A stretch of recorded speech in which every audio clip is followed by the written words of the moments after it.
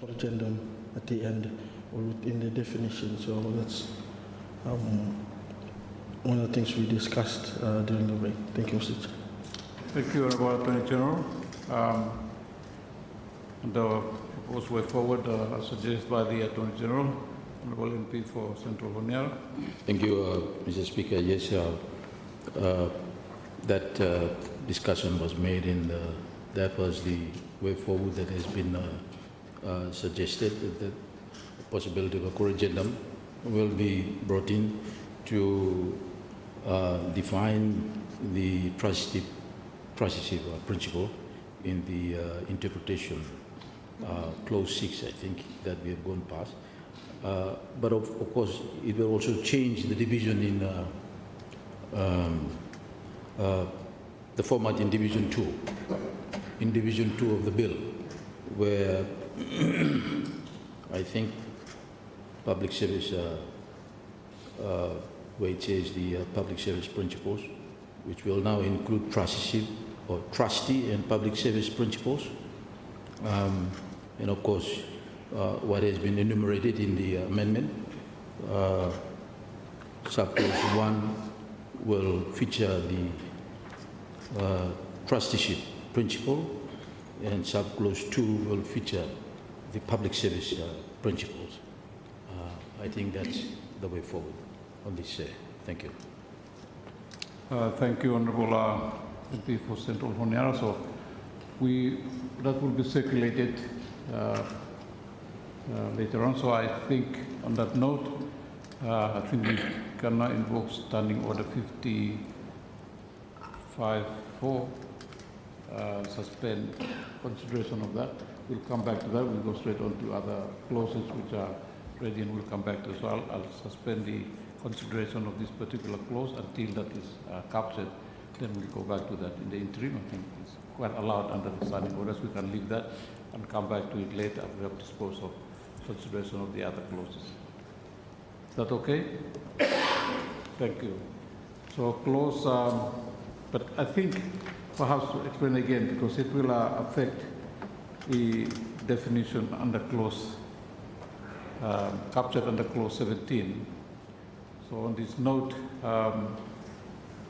I was just raising whether the subsequent clauses, you see, clause 18, 19, 20, make reference to public service. Where are they going to capture? Making reference to this particular policy. So it will take into account those other subsequent clauses will affect this. So on that note, even if we go under clause 18 now, it will still be affected if it's going to capture the definition of public trustee because of the heading that is captured under 17. Honourable Attorney General, your thoughts on that? I want to come to clause 18, but whether that is going to have an implication on the definition subsequently when it's captured under clause 17. Okay. Well, thank you, Mr. Chairman. I do not think there will be any issues. Okay. All right. So on that note, I will go straight on to referring clause 18 for the committee's consideration. Is that okay? Okay, thank you. So our next clause for consideration is clause 18. Any comments on that clause before I put a question?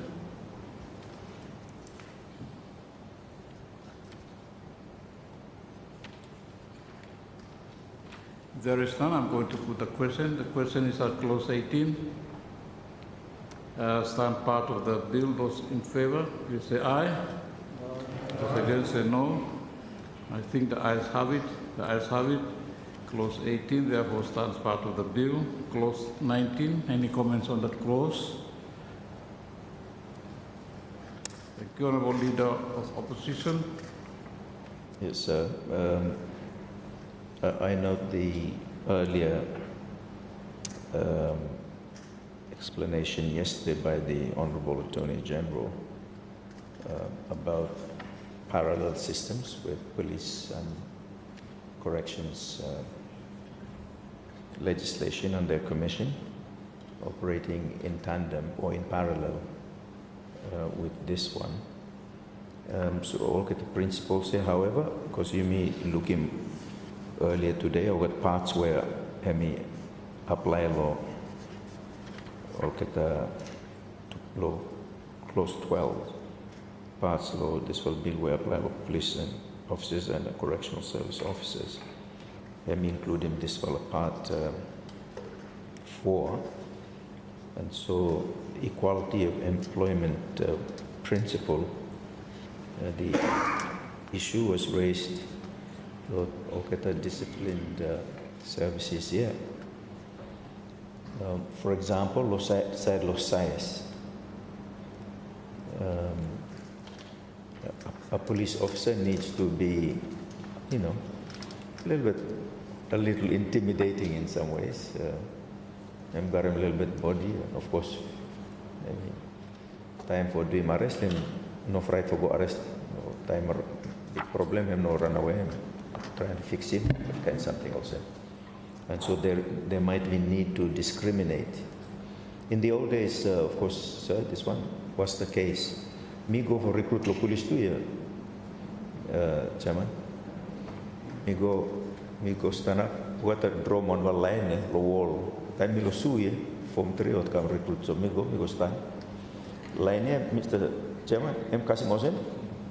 Head blow me also, Mr. Not a 1 foot, no, I think left half foot. Then no more. Former Inspector Haniel, man, Lord, small Malayan. And said, oh, you know, fit out. Middle bit travel, he must out, I'm saying. So I'd look at him a certain height and also, hey, fit him, you are. So, I mean, that kind of situation, you would have to, hey, man, Minister of Police, was any good discrimination kind of. But by what no side do him and the law close 9 because equality of employment here. Nothing against those on wheelchairs, but no matter man wheelchair must treat him with equal opportunity now too. Law police recruitment and also. So yeah, just the application law this one no more, Mr. Chairman. Thank you, Honourable Leader. Honourable Minister. Thank you, Chairman. Thank you, Leader of Opposition. So this principle also maybe signed by him, also applicable to the police.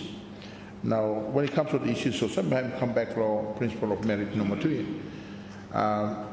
You cannot. So you say merit long police would be totally be a different merit long Minister of Health. So that's when what our plan common sense come in inside the money. So as you already told me, this principle say you may a plan based on when I'm now the requirement below each job no money. Yeah.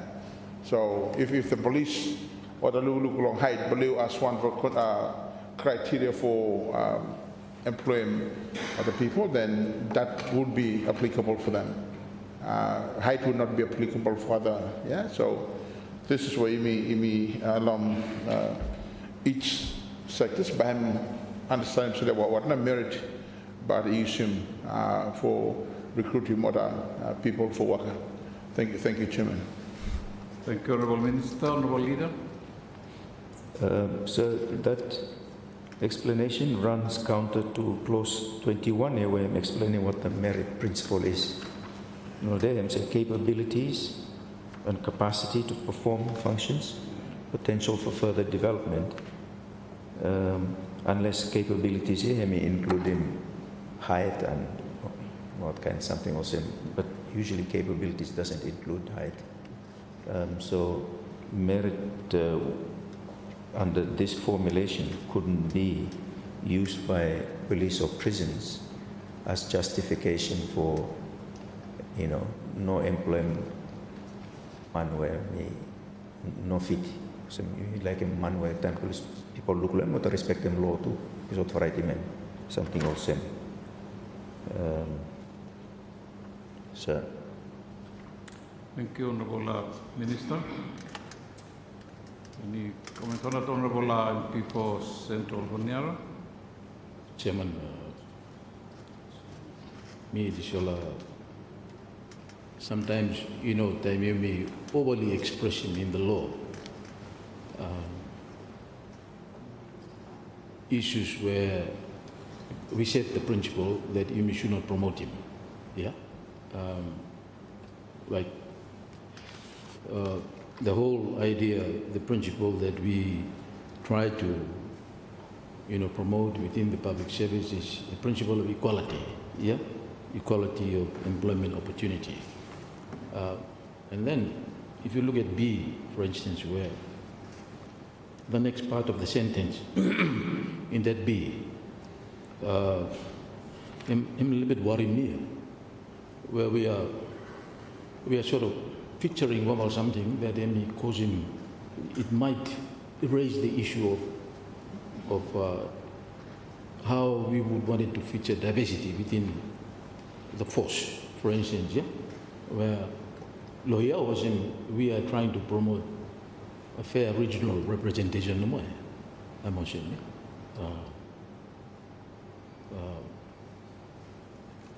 within the force. For instance, just taking, or even in the public service, all of force and so forth. Yeah, we know that we are a diverse country. Yeah, the region, ethnicity, and so forth. But me no think this is the spirit of the Constitution. Constitution say you should not discriminate lo origin, lo region, lo race, color, something or something. You should contain him in the way that you may draft him legislation.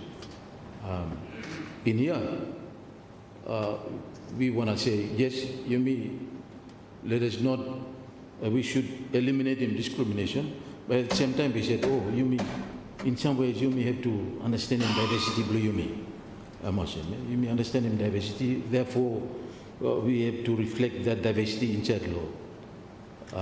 The way that we are recruiting people, meeting, you should not show or read that kind of, or constructing that kind of issue in chat law legislation. Why don't we stop law, eliminate discrimination no more?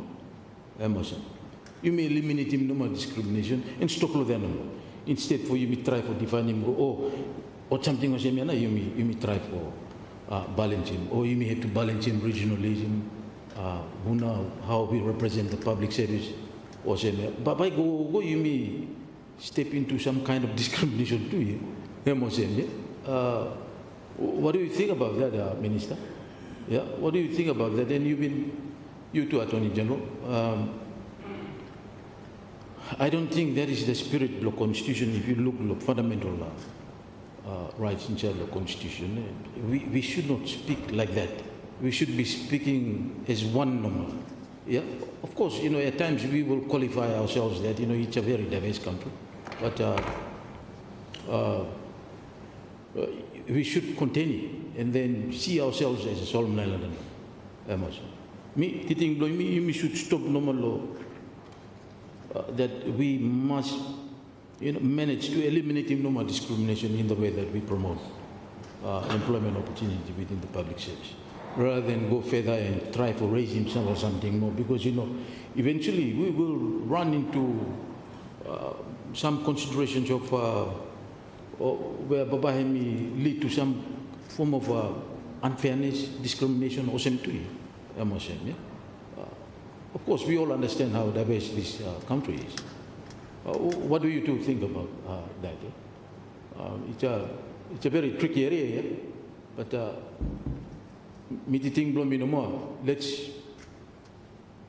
let's continue and then see how now legislation and read into it. You suppose you may say, oh, we should consider diversity blow country blue, then in some ways, Baba, you should. What does that mean? Side of religion, yeah, because or side of color too, or how, yeah. What do you guys think about it? Thank you, Mr. Chairman. Meeting him in some ways lead into some kind of a consideration of those issues that could lead to unfairness, discrimination, or something. Thank you very much. Thank you, Honourable Chair of PAC. Minister. Thank you, Chairman, and thank you, MP for Honera. Yes, so the policy intention of law, this for close, is really to try as much as possible to give that equal opportunity for everyone. Now, even as much as possible, we try to create an equal opportunity. You still cannot address him that sort of issue because you cannot employ a crippled person to become a police officer. So it comes back to the need belong that for a particular work.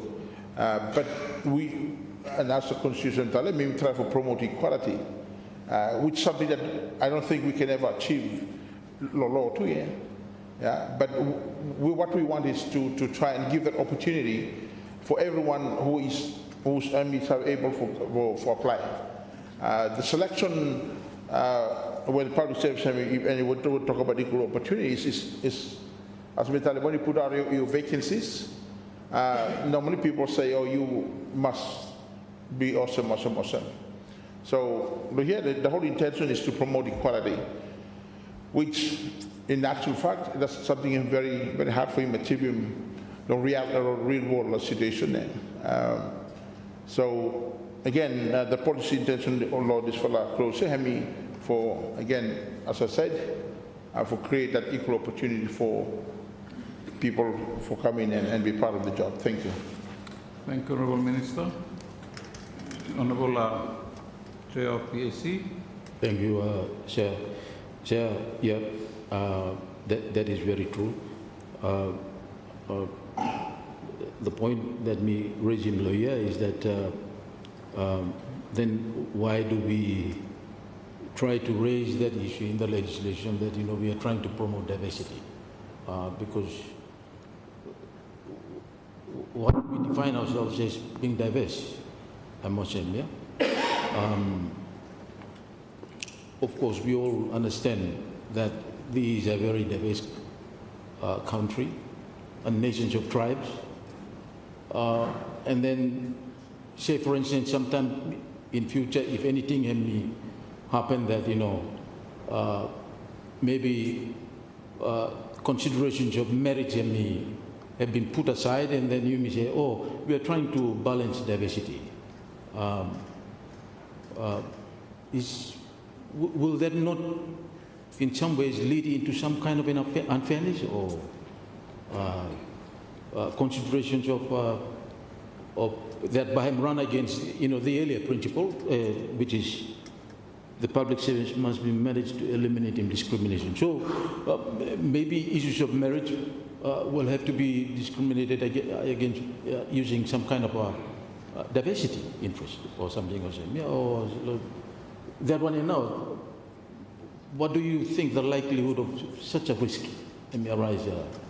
Meeting, you should stop the overarching principles of eliminating discrimination, rather than try for qualifying further by talking about issues of diversity. We all know that it's a very diverse country, I must say. And by putting this in the law, we are sort of opening up to the public service to really drive into it, and then because that's what normally happens, I must say. Yeah? Once there is an opening somewhere there at the administrative level, within the public service, we all know what has happened. People basically, capitalize on it, I must say. But it's all about just basically putting aside issues like that, I must say, yeah? And then you must stand on something that is more overarching. Discrimination is an overarching issue that we want to eliminate. You must stop with that no more. Why more you mean by say, oh yes, but we want to mellow it down to when it comes to talking about our diversity. So what does that mean at times? Regional balancing or religious balancing or what not? I hope we don't run into that kind of a risk. Say, have no more little bit comment on that one here. Thank you. Thank you, Honourable MP for Central Honourable Minister. Thank you, Chairman, and once again, thank you, MP for Honera. That difficulty, certainly by him come in, suppose you may like to apply one principle no more, law, the whole, in the law. I think how this bill has been set up is that you must apply every principle together. And that way, by me narrow the gap where you may talk about it. But like for example, if we only apply the equality principle there, of it as a standalone principle, then by the have achieved now. I think what the intention in Talgaren. By applying the whole principle in the bill in one situation, but I'm really happy in Fala for narrow and bridging the gap that have been created by whatever circumstances out there. I think I'm no thank you, Chairman. Thank you, Honourable Minister. Honourable MP for East Are. Yeah, thank you, Chair, and thank you, Minister, for those clarifications. I think when it comes to diversity, in terms of the context, Solomon Islands and globally, it means different things. I think what we're trying to do here, perhaps we're trying to narrow it to cultural diversity maybe, or ethnic diversity, as opposed to the wider diversity, which includes, of course, religious and ethnic, of course, racial, sexual orientation. This is quite a wide, quite loaded in terms of a concept. So the policy question, I think, still remains in terms of what now we mean here by promoting diversity. Are we just strictly talking about our cultural diversity in terms of the Solomon makeup of our different backgrounds, or are we talking about something more broader in terms of diversity that does include things like sexual orientation for some people too? If that is what we're agreeing to, then we just want to hear from the Minister in terms of what's a definition of diversity, or maybe there's need for us to put a definition, or there's a definition somewhere we can refer to, or something like that. Otherwise, it can be very broad and might not be what our intention is. Thank you. Thank you, Chair. Thank you, Honourable Minister. Yeah, thank you, Chairman. So thank you for the observation, my colleague. So as I mentioned earlier, I think one of the challenges we face when it comes to some of the things is that once you apply it alone, by him really not addressing the intention here. So I mean, like when you talk about diversity, it has to go along with equity and inclusion. In that way, we create fairness. So I think this is the way we would like to address the challenges when it comes to this bill, because I think that every principle here would hold together for you make sure that the decision that you may make him really addressing either one or all of them in a way. But thank you for the observation. Thank you. Thank you, Honourable MP for East Are. Thank you again, Chair, and thank you for indulgence. Minister, thank you for the response. I'm thinking more in terms of perhaps helping us out. Diversity is used 2 times already in that paragraph 19B. I'm thinking, is it going to be helpful if we may put something at the end here, reflecting the cultural diversity of Solomon Islands, or something make him, in a way, qualifies what we mean when we talk about diversity, knowing that can be quite broad and loaded, and then it helps in the intention of the policy. But if the policy is, of course, to be all inclusive but it might run into other policy issues too, or government that might have in other areas. So I'm thinking, Chair, if it helps that we have something like reflecting the cultural diversity of Solomon Islands, would that be enough, or is it too narrow? Thank you. Thank you, Honourable MP. Honourable Attorney General. Thank you, Mr. Chairman. Thank you, MP for East for that question, suggestions. Maybe if we take it in the context of how Division 2 is framed. The public service bill, if you may look at him, treat him principles as interpretive and normative anchors, which guide him administration decision making, explicitly stating their legal force or how they interact with other provisions. So that's why it's based as a principle. Sitlo there also. Okay, so also too, you'll see that they are basically they are number for guiding human resource management law, public service. You can also see that there are no clauses in there that declares inconsistency with a principle as invalidating or invalidating any acts normal.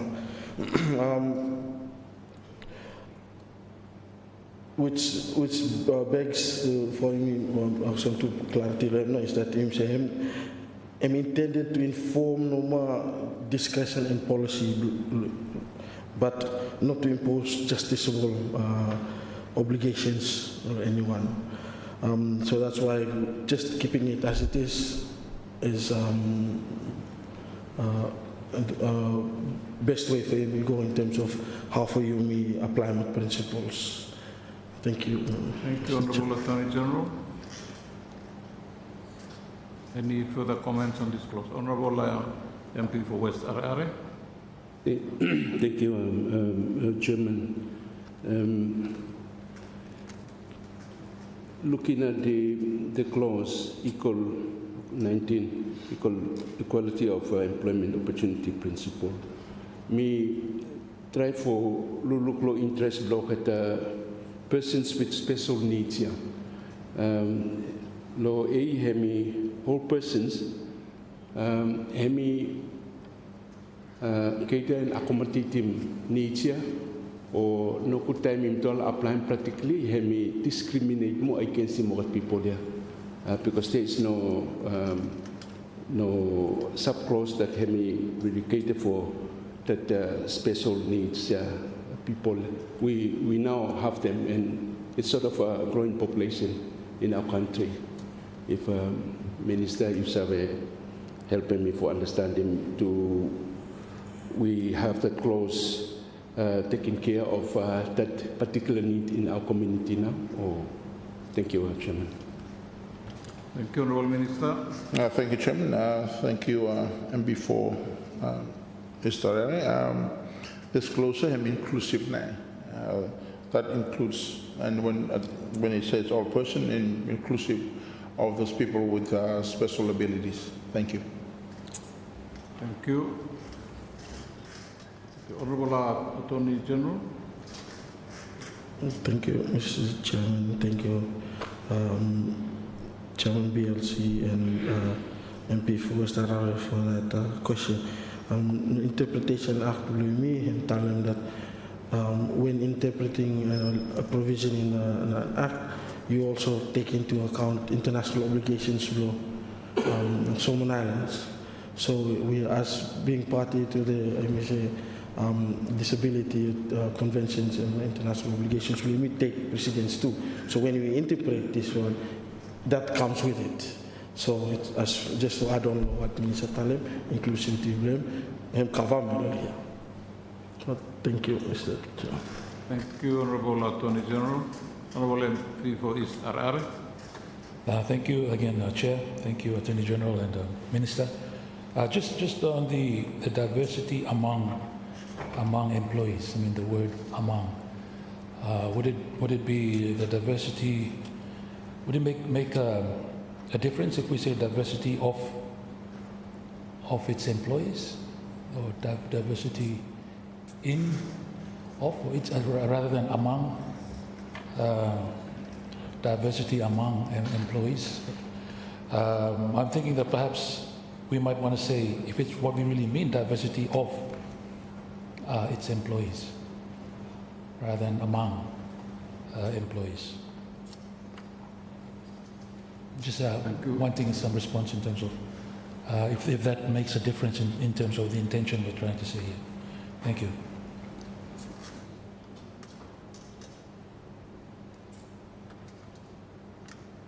Any comments, Honorable Attorney General? Thank you, Mr. Chairman, and thank you, MP for Isara, for those comments and questions. As it is, somehow, Talem earlier on, these are just guiding principles. No more, they're not meant to be justiciable. They're not meant to be enforced. Also, enforceability blame him not some ranked above us. And once it becomes a principle, it's just it's a guiding principle for human resource management.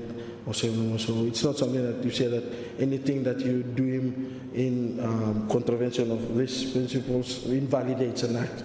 No, so this is just meant to guide normal or time or public service employment. Thank you, Mr. Chair.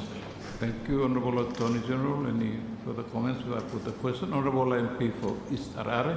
Yeah, thank you, Attorney General. Just wanted to know from you, Noma, whether there's a difference between, say, diversity of its employees as opposed to diversity among employees. Do you see there's a difference there, or of Lodem, same among them all? Thank you. Thank you, Honorable Attorney General. Thank you, Mr. Chairman. Thank you, MP for Isara, for that question. I don't think there is a difference. It's just saying that when we try for constituting public service, we must try for just promoting amongst everyone diversity. So I think it will not make any difference. Thank you. Thank you. Any last comments on these observations? Otherwise, let me now put a question. The question is that clause 19 stand part of the bill. Those in favor, say aye. Those against, say no. I think the ayes have it. The ayes have it. Clause 19 now stands part of the bill. Clause 20. Any member wish to comment on this clause before I put a question? Clause 20.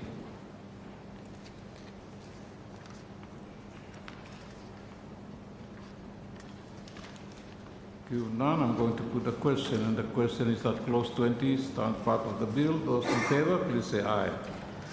Those against, say no. I think the ayes have it. The ayes have it. Clause 20 now stands part of the bill. Clause 21. Any comments on that clause? Clause 21.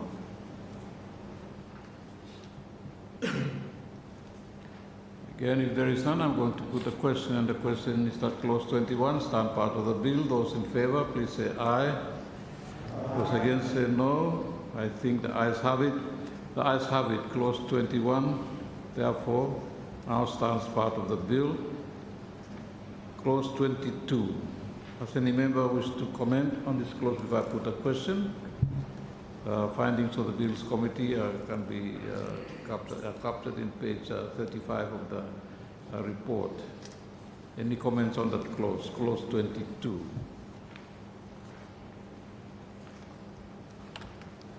Again, if there's none, I'm going to put the question. The question is that clause 22 stands part of the bill. Those in favor, please say aye. Those against, say no. I think the ayes have it.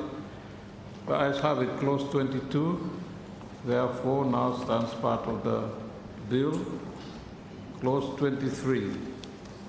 Any member wish to comment on this clause before I put the question? Again, refer to page 35 to 36 of the report by Bills Committee report.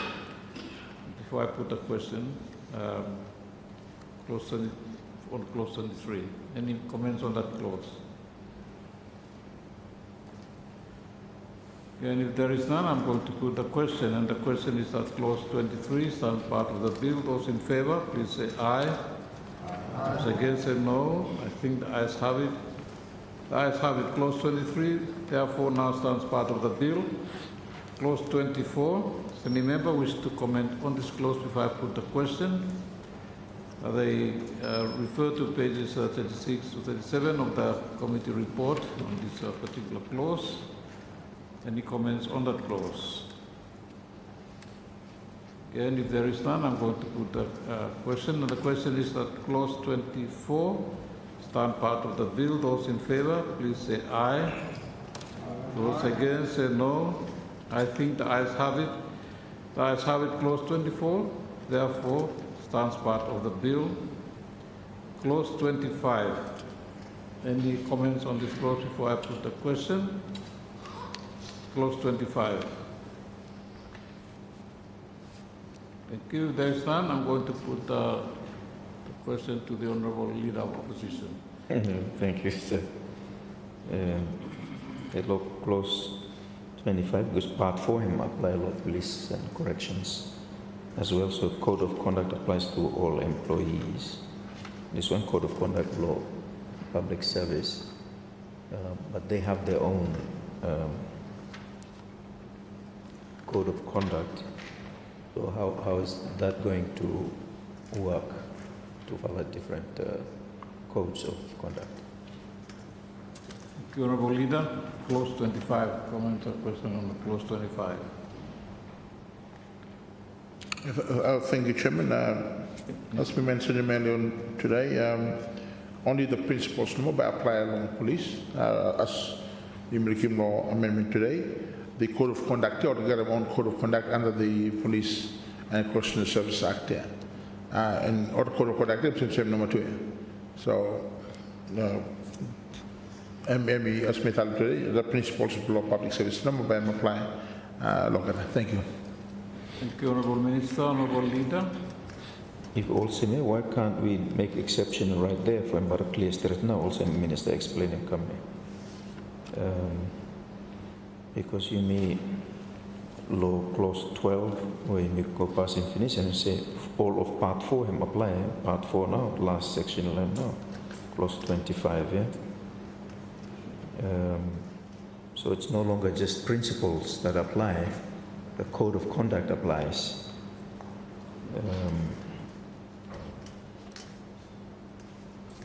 Mr. Chairman.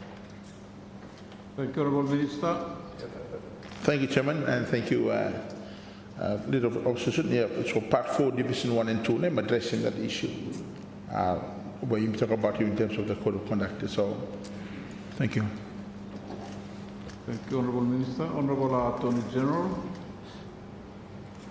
Thank you, Mr. Chairman. And just for clarifying, I think the amendment we made was that Part 4, Division 4, the law section clause 12, new Part C, new C is Part 4, Division 1 and 2.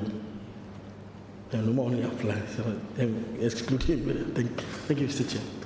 Thank you, Honourable Attorney General. Any further comments on that clause?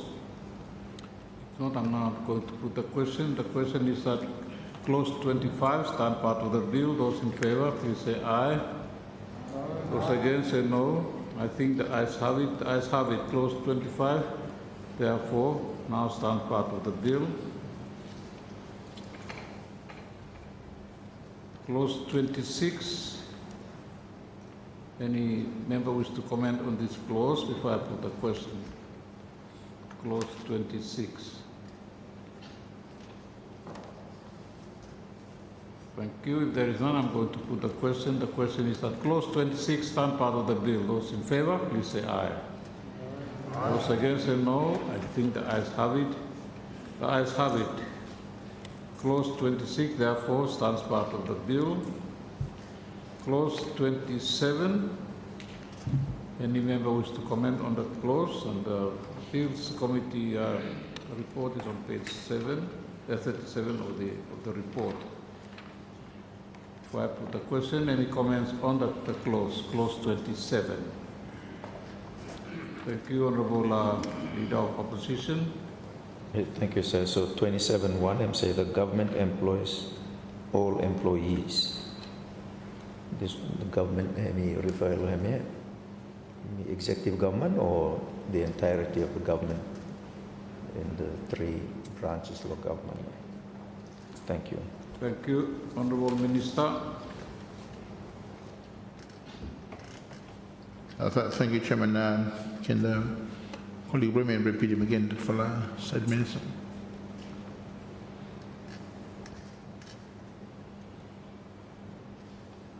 Honorable Attorney General.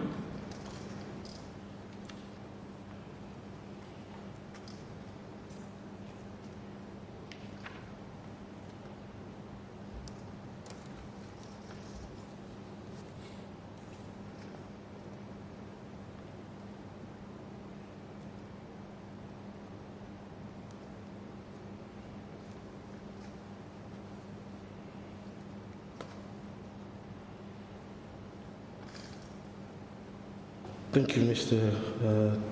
Chairman.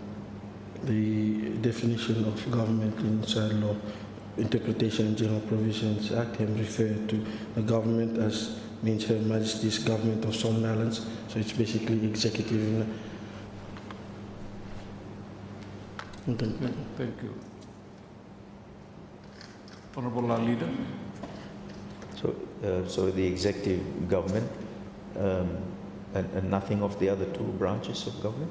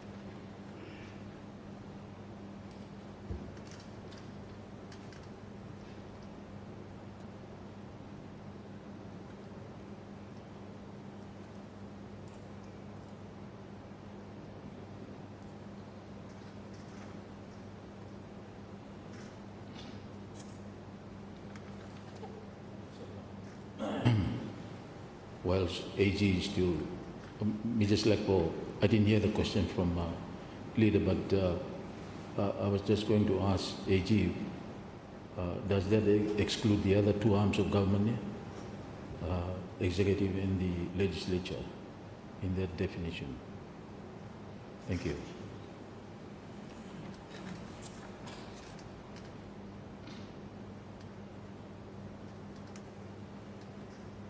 A point noted, I think let's, wait for the Attorney General to get a clarification. Let's relate to also the point raised by, a comment raised by the Leader of Opposition.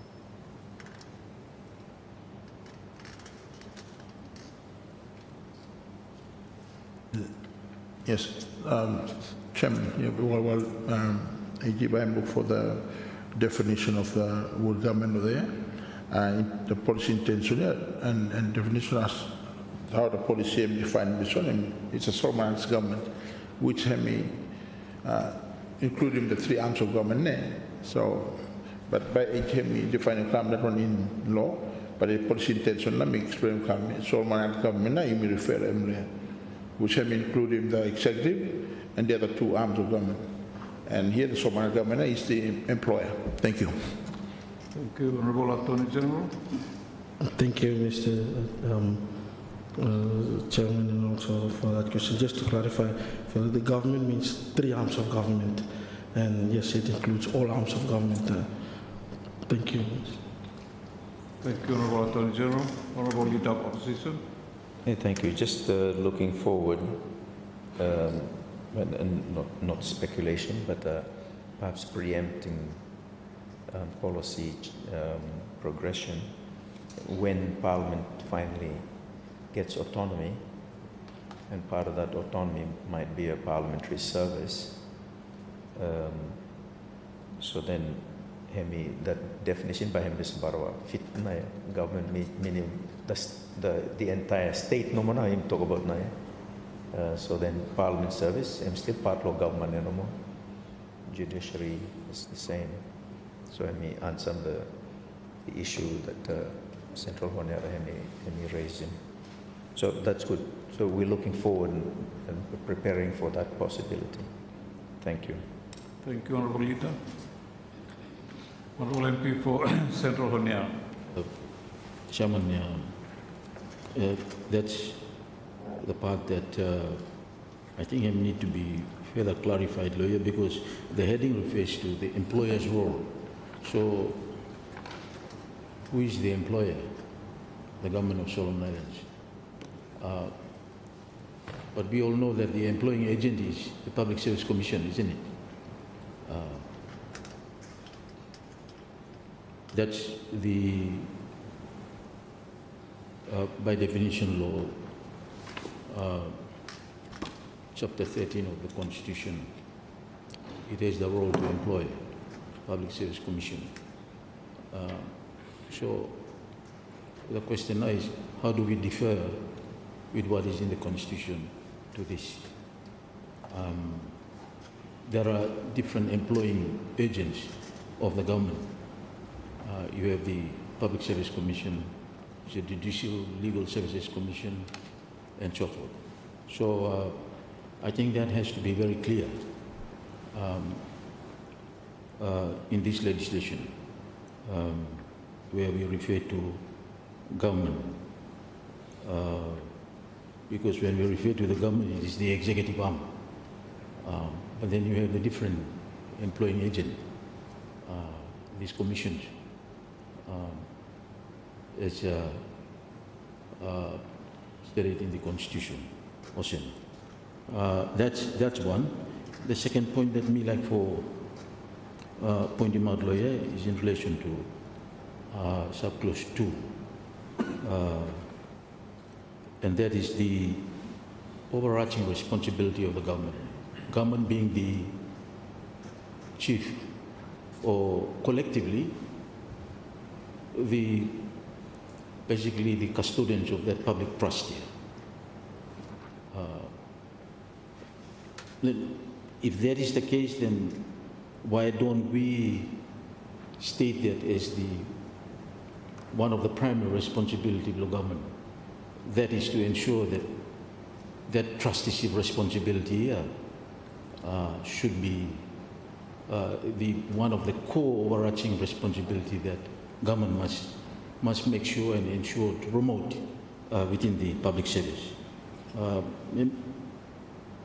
Of course, elements of it is being shown here, but I think it should be one of the overarching issues that must be espoused in the way that the legislation may be constructed.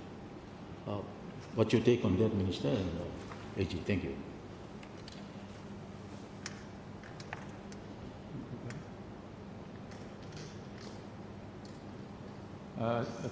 Thank you, Honourable Attorney General.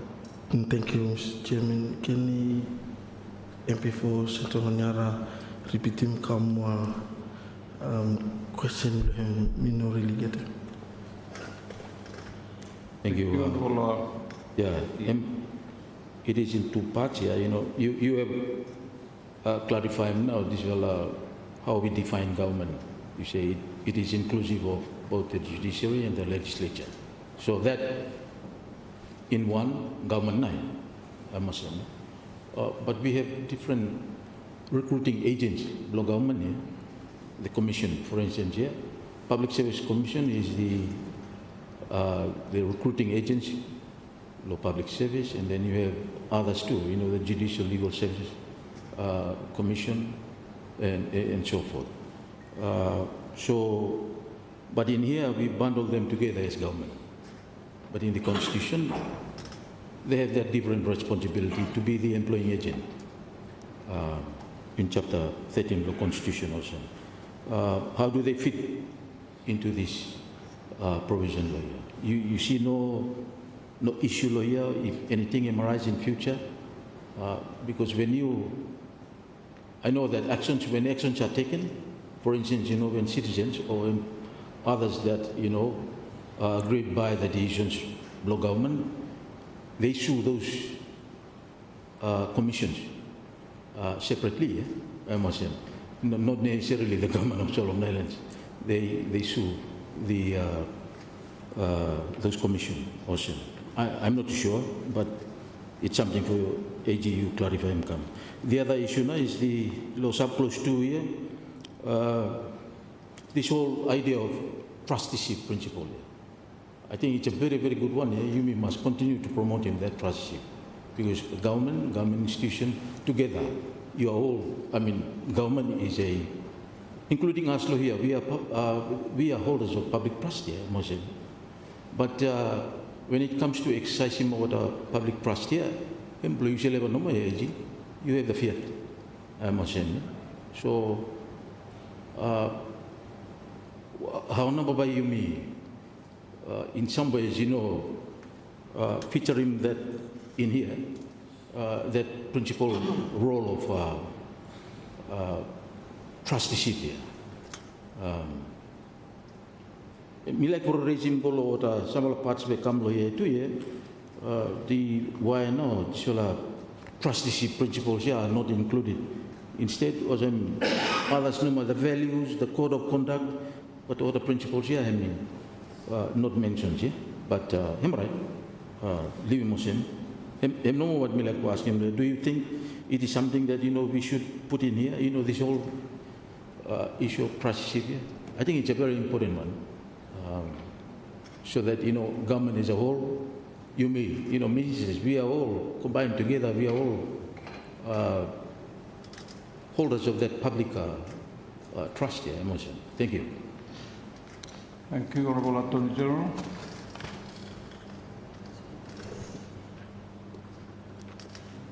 Thank you, Mr. Chairman. Thank you, MP, for Senator Loniara for that question.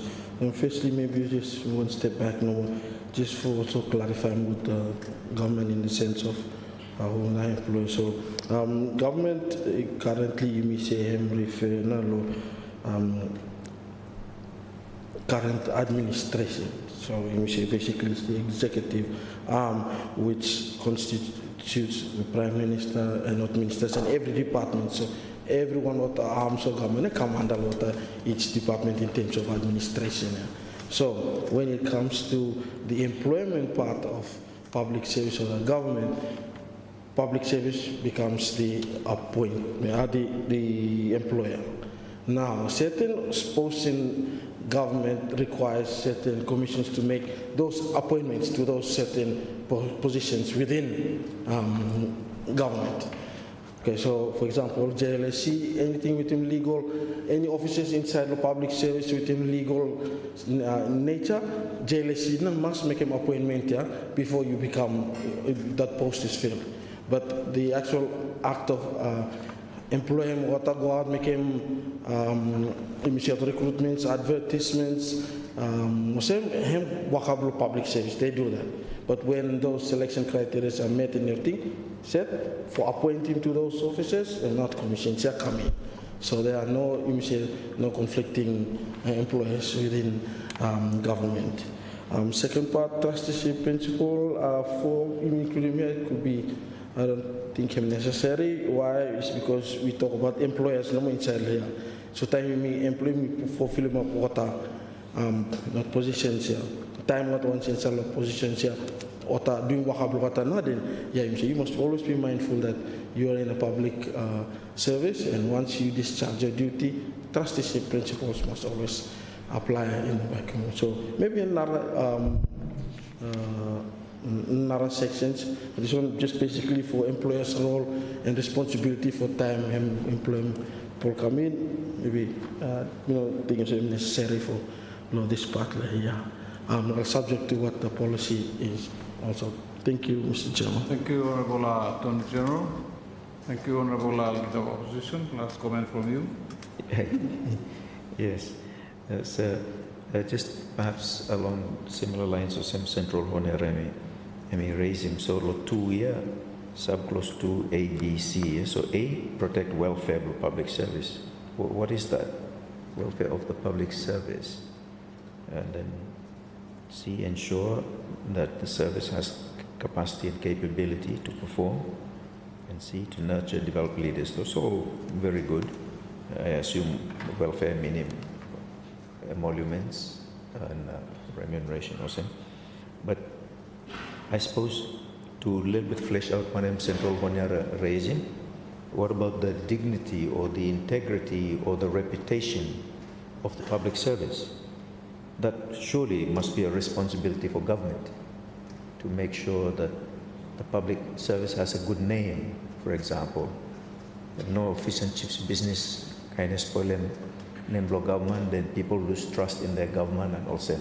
So it's one of the responsibilities now, is to make sure, and again, it's a fleshing out or it's a playing out manifestation of the trusteeship principle. Is government is concerned about the good reputation of the public service, therefore it will put in measures under public service orders or other tools to ensure that name is protected.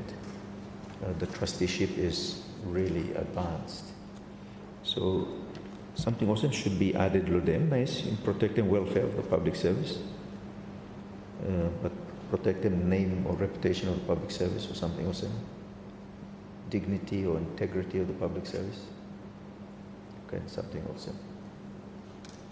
Thank you. Thank you, Honourable Leader of Opposition. Honourable Minister.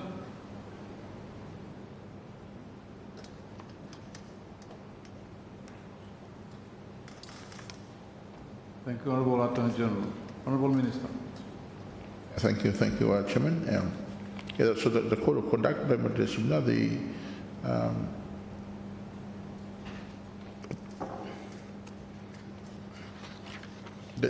issue of the Connect Block of the Public Service.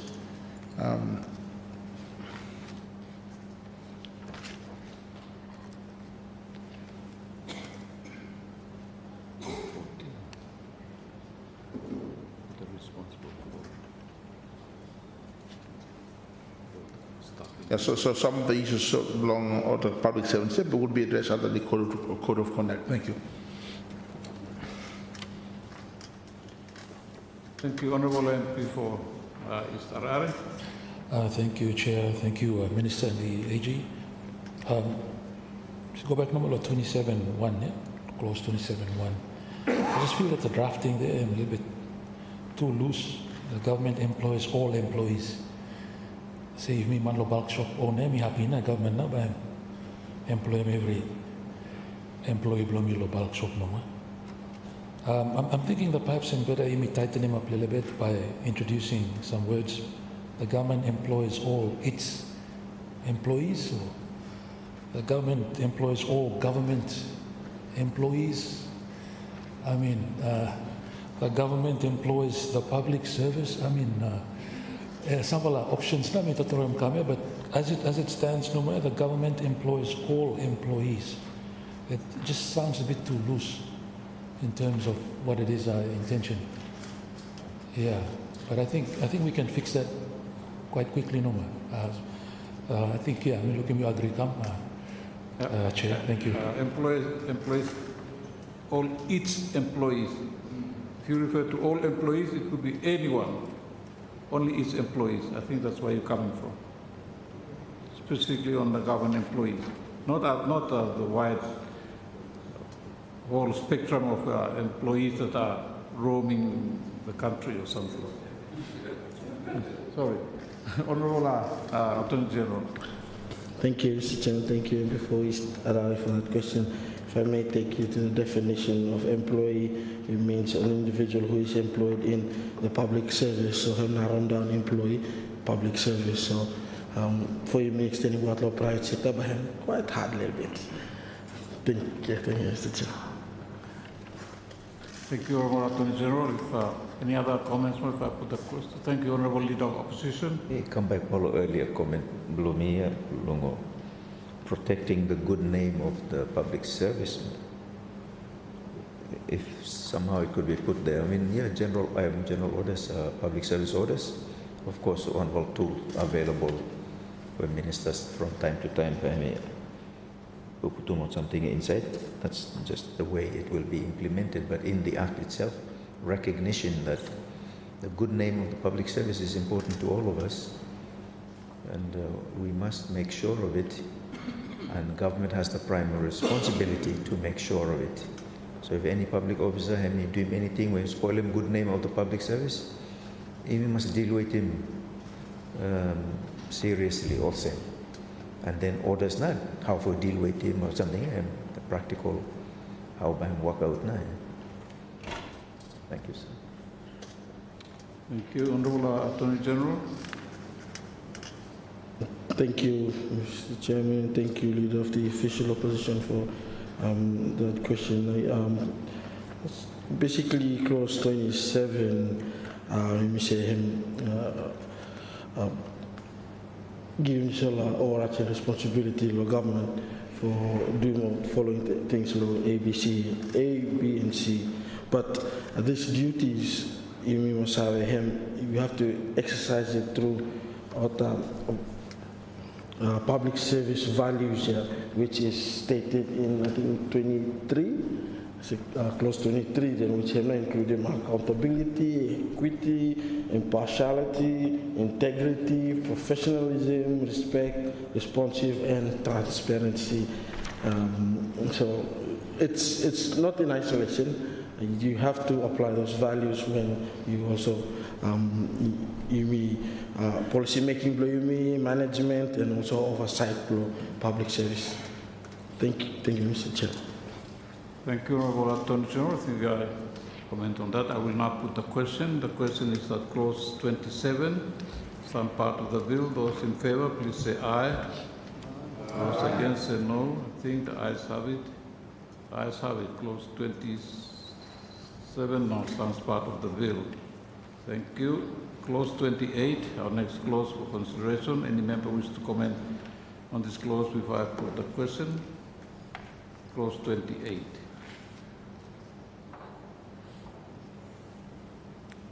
Any comments on that clause? Thank you. I'm now going to put the question. Honorable MP for Central Honiara. Chairman, this will sub-clause 1 here, how the sentence and read the following persons share responsibility for the human resource management of the public service. AG, do you think this does not in any way might interfere with the sole responsibility belonging to Commissioner of Police, the Constitution, where in this legislation, we are asking him to share those responsibilities, whereas in the Constitution it says that he has that sole responsibility for him to take control and in charge of the police force here. But in this legislation, we are pulling him together to share those responsibilities, especially in the human resource management belonging to police force here. What do you think? It does not affect that responsibility? Thank you. Sir. Thank you. Honorable Attorney General. Thank you, Mr. Chairman. Thank you, Leader MP for Central Honiara, for that question. In short, no, it does not, because you hear him talk about the must have human resource management in terms of command and control of force. That one sole constitutional responsibility of Commissioner of Police. We cannot touch that. But in terms of administration, which of the force, which includes human resource management of public service, which also lokata imise apply by virtue of earlier clauses, doesn't interfere with the constitutional duties of Commissioner of Police. Thank you. Thank you, Honorable MP for Central Honiara. What about the last part of that sentence? where I'm comprised of the total sentence here, where I'm saying for other functions performed in relation to employees. As you know that the exclusive responsibility belongs to Commissioner, Law Police Force, and me vested law him too. That's the part that I thought might in some way, you know, may be affected, but it's subject to your clarification, Law MC. Thank you. Thank you, Honorable Attorney General. Thank you, Mr. Chairman. Basically, as long as him no interfere within the command and control of the Royal Somaliland Police Force Constitution, him you may not interfere with him, not a duties play. Basically, this one you may say him administrative in relation to of what employees law, RSIPF, pay structure, same or half or the ranking, kind of same. That one. He says ranking and what same that one him command and control same, but in terms of say administration below each of the positions here, that one him it's not in my view interfering with the constitutional duties of command and control. Thank you. Thank you, Honorable Attorney General. Honorable MP for Central Honiara. Thank you, sir. Last part, no more for clearing that part. You know, in that last part of that sentence, I'm referring to functions, the functionalities of the police, for instance. When it comes to the functions, you know, that involves commanding, yeah, I must say so. But now, I'm thinking more. I mean, you go to read it to that end, yeah. Who commands the functions here? I must say, yeah? So you think that last bit here now, him no. There won't be any strings, you know, attached to it, because that commanding part of those functions, yeah, solely blow commissioner. Why would in this legislation we draw him to be shared to others, with others? Sorry, not to others, but with others. Thank you. Sure. Thank you, Honorable Attorney General.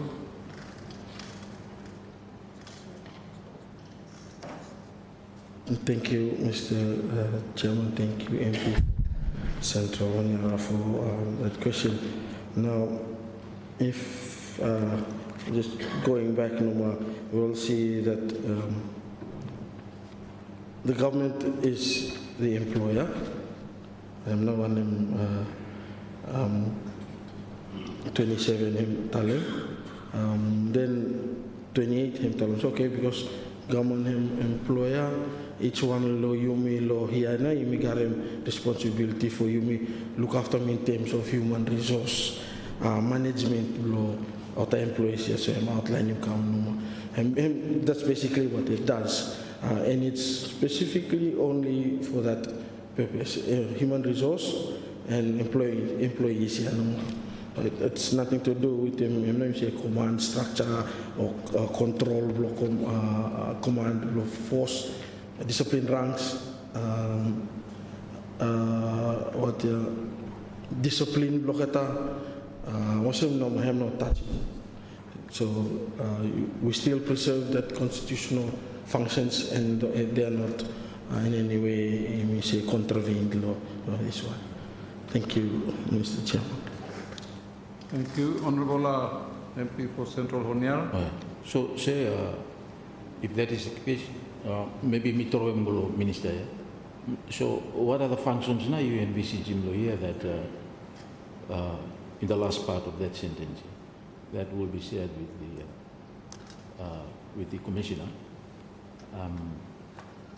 So it's not to, in some ways, you know, affect him now.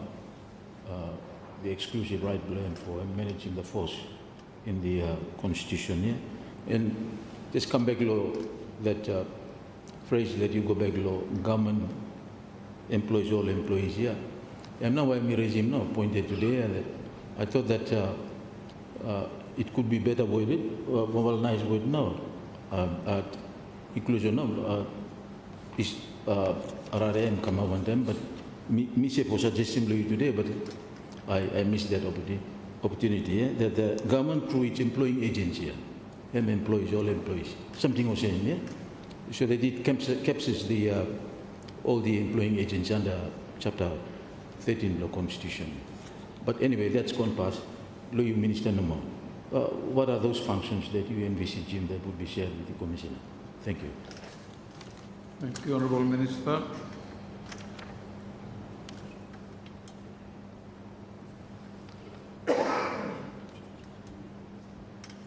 Thank you, Chairman. Thank you, before Senator Honera. Yeah, so this section, let me actually talk about the set responsibility in terms of human resource management of the public service. So, and I'd like mentioned by AG, this section, this section, I'm really talk about managing the human resource. No, it's nothing to do with the function that is defined by the Constitution under for these different bodies here. So, in terms of human resources, that one hand is said responsibility belong the Public Service Commission and different commissions here. The example now is that endorsement officer for recruitment and appointment here. For freedom of positions, is a set responsibility. So that's also one of an example of what we try for addressing here. Thank you. Thank you, Honourable Minister. Honourable MP for Central Honiara. So yeah, so according to the Minister, I'm saying just for managing human resource no more. So why don't we stop no more long human resource here, then full stop law there, then leave him now what other functions perform in relation to employees. Because you say specifically in relation to just the human resource no more. So why did we have to extend it to other functions here? Because I was asking for what definitive functions here now we envisage him to be shared with the Commissioner one time or the others here. Thank you. Yes, well, thank you, Chairman, and thank you again, MP Bros. Yeah, so human resource management has its own functions inside there.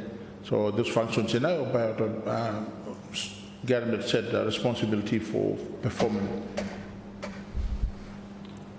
And then, as I said earlier, the function any function performed, as I said earlier, in relation to employees. Not a function block that different commissions here, but him stipulate under the Constitution. So this function we talk about later, only function that's performed for or in relation to human resource management or employees. Thank you. Thank you, Honourable Minister. Honourable Attorney General, before you come.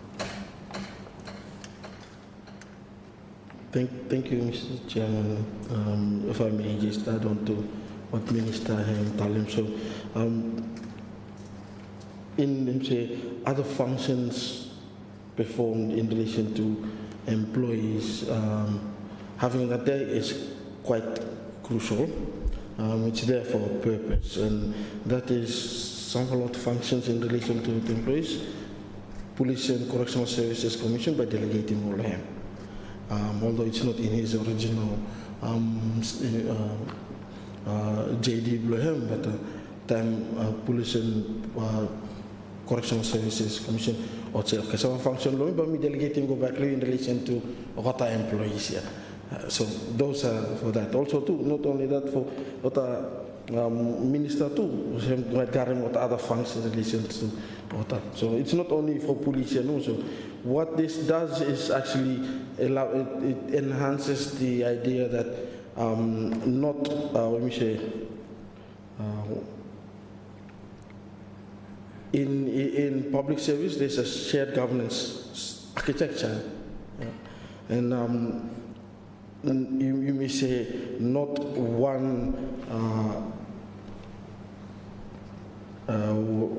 for want of a word, or not one, so they have only a public service, no one single institution. It's shared. So what you may do is just recognize each institution or each you may say agency where him garam certain functions, role him law, HR law, what institutions play. Like for example, him na discipline ranks, in garam teachers. lawyers, for example. It's just recognizing that, but the shared responsibility in terms of HR, him bring him to the forefront of this one. Thank you, Mr. Chair. Thank you, Honorable Attorney General. Okay, with that comment, let me now put the question. The question is that clause 28 stand part of the bill. Those in favor, please say aye. Those against say no. I think the ayes have it. Ayes have it, clause 28. Therefore, now stands part of the bill. Clause 29, honourable members, there is an amendment proposed to this clause as appeared on provisional business paper number 63. Let me ask the Minister to move on the amendment. Honourable Minister.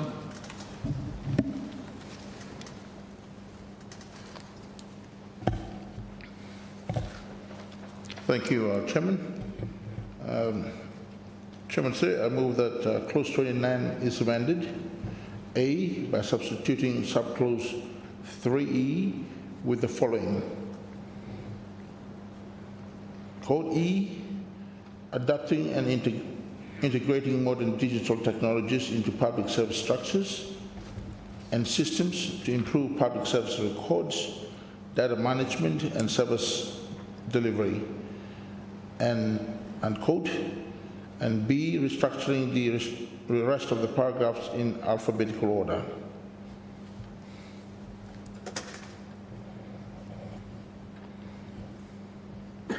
So, yes, so Chairman, this one, I mean, set him the role of law minister, the role and responsibility of law minister in this section. So that fala amendment by me clear adim go now the additional role and responsibility of law minister. Thank you. Thank you, Honourable Minister. Honourable members, before I put the question, does any member wish to comment on this amendment?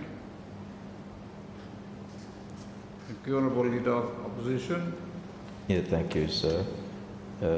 Again, Lohia Committee felt very strongly in weighing the evidence that was presented to it by various stakeholders about the importance of data. Of course, we all understand in today's world, data is very precious, is a very precious resource, and by operation of various laws, the public service collects data, and so someone has to be responsible for that data.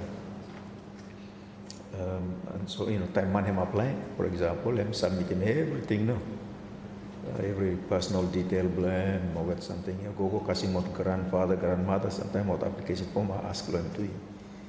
And so it is important that that data is protected, but also data blow you me as a sovereign country too. I mean, including too data blow people blow you me. So there is need for responsibility, someone to be responsible for that, so that they're taking active steps to ensure that our protocols are modernized, effective, and protect our sovereignty and the data we hold for over the people who work for you. Thank you, sir. Thank you, Honourable Leader of Opposition. Honourable Minister. Thank you, Chairman. Make no demand. Point law, leader of opposition, and we'll take note of law comments. Thank you. Honourable MP for Central Honiara. Chairman, me supporting amendment. Are we debating the amendment? Is move amendment? Okay. The amendment was proposed by the Minister. It's proposed by the Minister. That's yes. what Yeah, I really support this motion. Me supporting too much here. This is a motion on behalf of Leader Bloom, no stop. So me really supporting motion here. Yes, I think this is the way to go. We need to really upgrade him now. The whole public service establishment now. I mean the whole system now, MOSM. Just we will be caught up again with the wording long additional amendment say when we refer to adopting him no more little bit comment with me like regime adopting and integrating modern digital technologies into public service structures and systems. There is only one public service here, as defined in the Constitution. So maybe that one and almost in a little bit comment with me like for make him that you may have to amend more this one here, that they are public service or the systems and structure equal out him. You may have what now system and structure. We are basically adopting the use of digital technology. That infrastructure is already around here, and problem here, problem here, DPM here, and bar intuitive, he's working on it. He'll have data center here, and he's going to go furthermore for introducing more other technologies and infrastructure for improving the. So me like say no more. Why don't you improve more wedding law here, yeah, into the public service, and then leaving more every one of structures and systems and all that, yeah? And then come to a little bit improve them too. The wording towards the end, yeah? Improve them recording, data management and service delivery. Something else because we all know what's the public service. MOSM, yeah. Him no more a little bit small comment Blumilo this amendment, yeah? But me support him straight now with little bit small amendment. The wording law amendment, yeah. You miss it now. MOSM no more, yeah. MOSM tawe, yeah. So say I support the motion. Thank you. Thank you, Honourable MP for Central Honiara. Honourable Minister. Let me ask him AG for comment on that one. Thank you.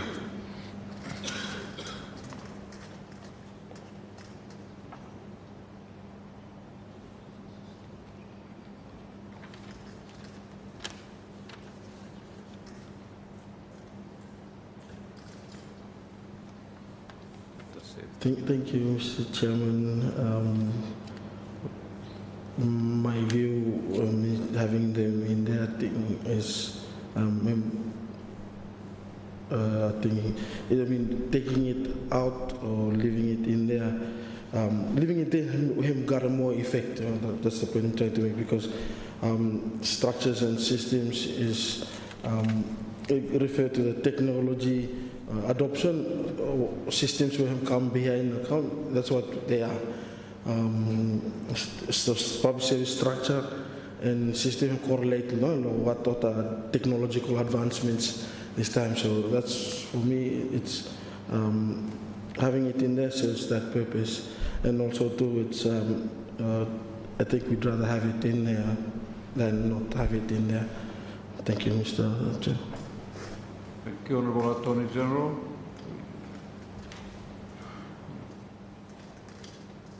Any further comments on that? Honourable MP for East Arare. Thank you, Chair. Thank you, AG and Minister.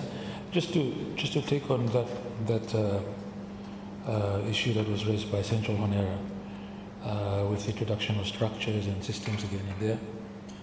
Perhaps any idea, examples, or some of these structures and systems as it relates to digital technologies here.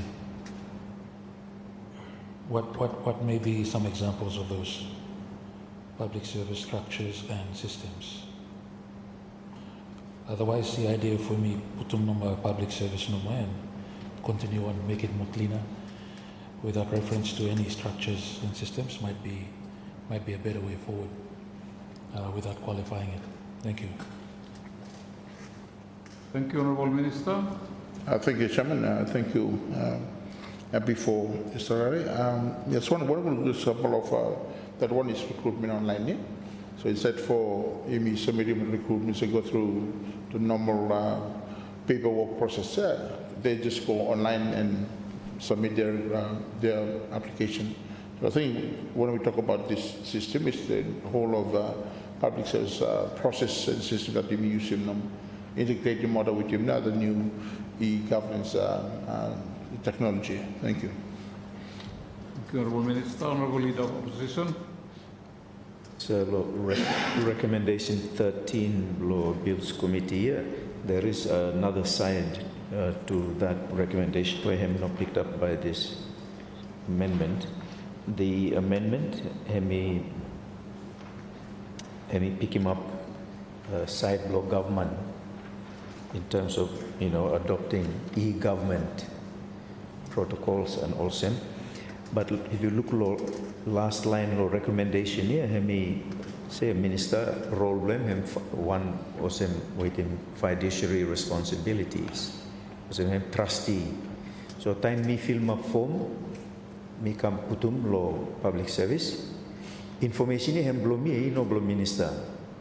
Me give him go minister and trustee. So time him receive him information blow me, him treat him as him trustee. Him no go misuse him data. All same. So that aspect of him amendment him no capturing, and therefore it's protection against big brother government. Government assuming that him shall pry into the privacy of citizens or individuals, even non-citizens. Time mo to submit him the application. So that aspect of him no captured inside of this fella proposal or amendment here, Chairman. And to help with that, of course, therefore there is need for transparency in the way that data is captured. The data itself need not be open because of privacy of individuals, but the way that it is captured, and there is accountability for the use of that data, which means, of course, offenses, penalties must come with in time, any abused or misused or used carelessly. Chairman. Thank you. Thank you, Honourable Leader. Honourable Minister. Thank you, Chairman. Thank you once again, Leader of the Opposition. Yes, so with regards to this issue of law data protection, that would be already by taken care under clause 1 to 3, but the policy, overall policy for that would come from the Ministry of Aviation, and so that policy where we guide data management but come from the Ministry of Law, Aviation, and thank you. Thank you, Honourable Leader. Ministry of Law, Aviation, not responsible for public service. Ministry of Law, Aviation, if they're bringing cybersecurity law, that one for that architecture itself more, in terms of systems and any abuse, also and so forth. But the data when come through the public service machinery or get by no any jurisdiction lohem, and they should not be the lead agency of government for formulating policy. So really it should be law here, and that was the intention law recommendation 13. So half law I'm already captured with this fellow amendment, law clause 29, but that other half, now I'm not quite captured. Thank you, sir. Noted, Honourable Leader. Any comments, Honourable Minister?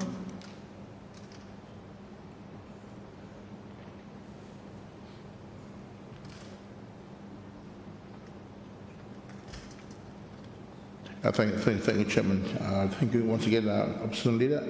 Yeah, so the disclosure club law in terms of data protection, I'm going clause 1 to 3.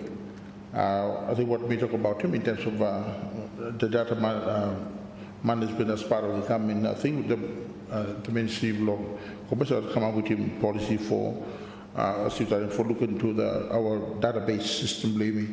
But in this bill here, 1 to 3, clause 1 to 3, I'm take care of the data protection. So be assured that any data comes in, I'm protected. Thank you, Honourable Minister. Honourable MP for Central Honiara. Thank you, sir. Chairman, we can make more of this while waiting. solar structures in the system there. Minister, maybe you want some more question to East Ararai. What now the structures in system? How do you define it? Because the whole public service structure and system, but even go Kasimlo house too, yeah? Residential house here, even loaded car, truck. Yeah, if all around the whole tanki, you're careful here. Sim, got something lo too, one camera, voice detector, and what something in chat lo too. You're careful, got more chips lo in chat lo. So PM, you take him to whatever, whole more tanki. But that's beside the point. Just coming back normal, this one here. So how do you, to what extent, how do you define that whole structure and system? Because Nukudim, go Kasim Pulung, the whole technology right into the house, believe me too. Or into the car, believe me, because that's the whole part of the whole public service structure and system. Because we house public officers, yeah, or the government employees. We assign them with vehicles or semi. But I don't think that's not the best application of economy consideration into this whole thing. Yeah? So that's why I think it's more tidier for you to stick to what wording inside the Constitution. In time you mean but reach good now, okay, you may extend him go, law the other aspects of the public service. What do you think, Minister? Yeah, thank you. Thank you, Honourable Minister. Yeah, thank you, Chairman, and thank you, MP, for Senator Honera. Yes, as you mentioned today, the structure of public service, I think the whole government structure machinery, as we talk about him. So when you talk about him, establishing key governance for that one, you may have to incorporate him, the whole machinery of governance inside along that system. So within the public service, we have systems and processes that use him, for him actually delivering services, believe me. So that whole system will be also incorporated inside along that e-governance, the e-governance. So again, we may be implementing this stage by stage, and by me start off where him really significant, and then before him going to what Tawielo Sonhonan Talemba go some household. Yeah, thank you. Thank you, Honourable Minister. Any further comments on that? Honourable MP for East Ararai. Thank you, and thank you for the Minister for clearing this one. But I was wondering, if you look at the current, and thank you to the Leader of Opposition for saying that this is half of what we're dealing with, half of some of the recommendations. But I think when you look at this, maybe does it make a difference if we say adopting and integrating modern digital technologies, and then we jump go straight now to improve public service records, data management, and service delivery. And then you may live him out now and you can into public service structures more than to improve more. So we just talk straight about direct more about digital technologies, and then to improve. So it's more active rather than trying to describe what the structures and systems are, and then continuing the rest of the. Would that still hold the spirit of what it is our intention here, without introducing other concepts that might still be confusing? Thank you, Chair. Thank you, Honourable MP for East Ararai. Honourable Minister. Thank you, Chairman. Thank you, MP for East Ararai. Yeah, so maybe the reading of this one may be a little bit different from the way probably each one of us interpreted. But here, when you talk about the process of the structured system, you're actually talking about adapting and integrating the e-technology into this system, which again, by him, definitely going to improve the public service record, data management, and service delivery. So the reading blow me along this fella, I think I'm straightforward one number. When you talk about systems and structure, you're talking about him integrating this new system, e-governance system inside along the system and structure for improvement. So improve service delivery, data management, and improve our records as well. Thank you. Thank you, Honourable Minister. Honourable MP for East Arare. Thank you again, Minister. Minister, me help or you bara spoil everything here, but the idea now is perhaps we can introduce e-government services there, technologies into public service e-government structures or something, and then it might help to structure. We talk about e-government kind of things here, technology kind of things rather than any other kind of systems or structures.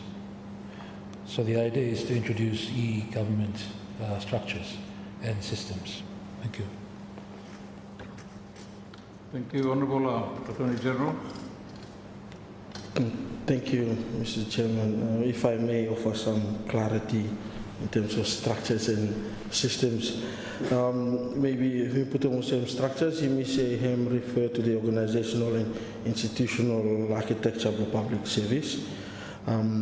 Examples, ministries, departments or commissions, each directorate, inspectorate, and all of those are the structures within public service. Now, if we come to systems, now we will talk about the human resource management system, records and document management system, financial management systems, or things like that. So that's why they are included in there. So thank you, Mr. Chairman. Thank you, Honourable Attorney General. Any further comments on that clause before I put the question? Thank you, Honourable MP for East Arare. Thank you, Chair. So it's not necessarily just e-government structures, right? Thank you. Honourable Attorney General. Thank you, Mr. Chairman. Everything I say, inclusive. Thank you. Thank you, Honourable Attorney General. And let me now put the question. The question is that clause 29 is amended, A, by substituting subclause 3E with the following. The commas E, adopting and integrating modern digital technologies into the public service structures and systems to improve public service records, data management and service delivery. And B, restructure the rest of the paragraph in alphabetical order. All those in favor say aye. Aye. Those against say no. I think the ayes have it. The ayes have it. Clause 29 therefore stand amended accordingly. And before I put the question in respect of clause 29, does any member wish to comment on the clause as amended? Findings of the Bills Committee are on page 38 of the report. Any comments on the clause as amended? Thank you. If there is none, I'm going to put the question. The question is that clause 29 as amended stand part of the bill. All those in favor say aye. Those against say no. I think the ayes have it. The ayes have it. Clause 29 as amended therefore stands part of the bill. Clause 30, honourable members, there is an amendment proposed to this clause as appeared on the provisional business paper, number 63, and I ask the Minister to move the amendment. Honourable Minister. Thank you, Mr. Chairman, sir. I move that clause 32 is amended by substituting paragraph B with the following. Code B, the Permanent Secretary, and C, the principal responsible officers. Thank you. Thank you, Honourable Minister. Elaborate on the purpose and of the amendment, sir. Yeah, thank you, Chairman. Yeah, so this clause is to establish the responsibility of minister to make the code of conduct. Thank you, Honourable Minister. Honourable members, before I put the question, does any member wish to comment on this amendment? Thank you, Honorable Leader of Opposition. Yeah, thank you, sir. The recommendation below Bills Committee, law recommendation 14, with regards to clause 30, I mean, like for, well, in proposing for, and recommending for broader consultation even, that, for example, maybe this initial consultation happened with the Commission and the PS and responsible officers. We would suggest other commissions, since Olketa 2, you may include the Olketa law, but Olketa Code of Conduct, they may garden influence law Olketa 2, and they too should be part of him. But also even Kokasin not employees too, through their trade unions. So for example, that may be a first stage consultation with the commissions and PS and responsible officers, and then a draft can come out where all public officers are able to fertilize it.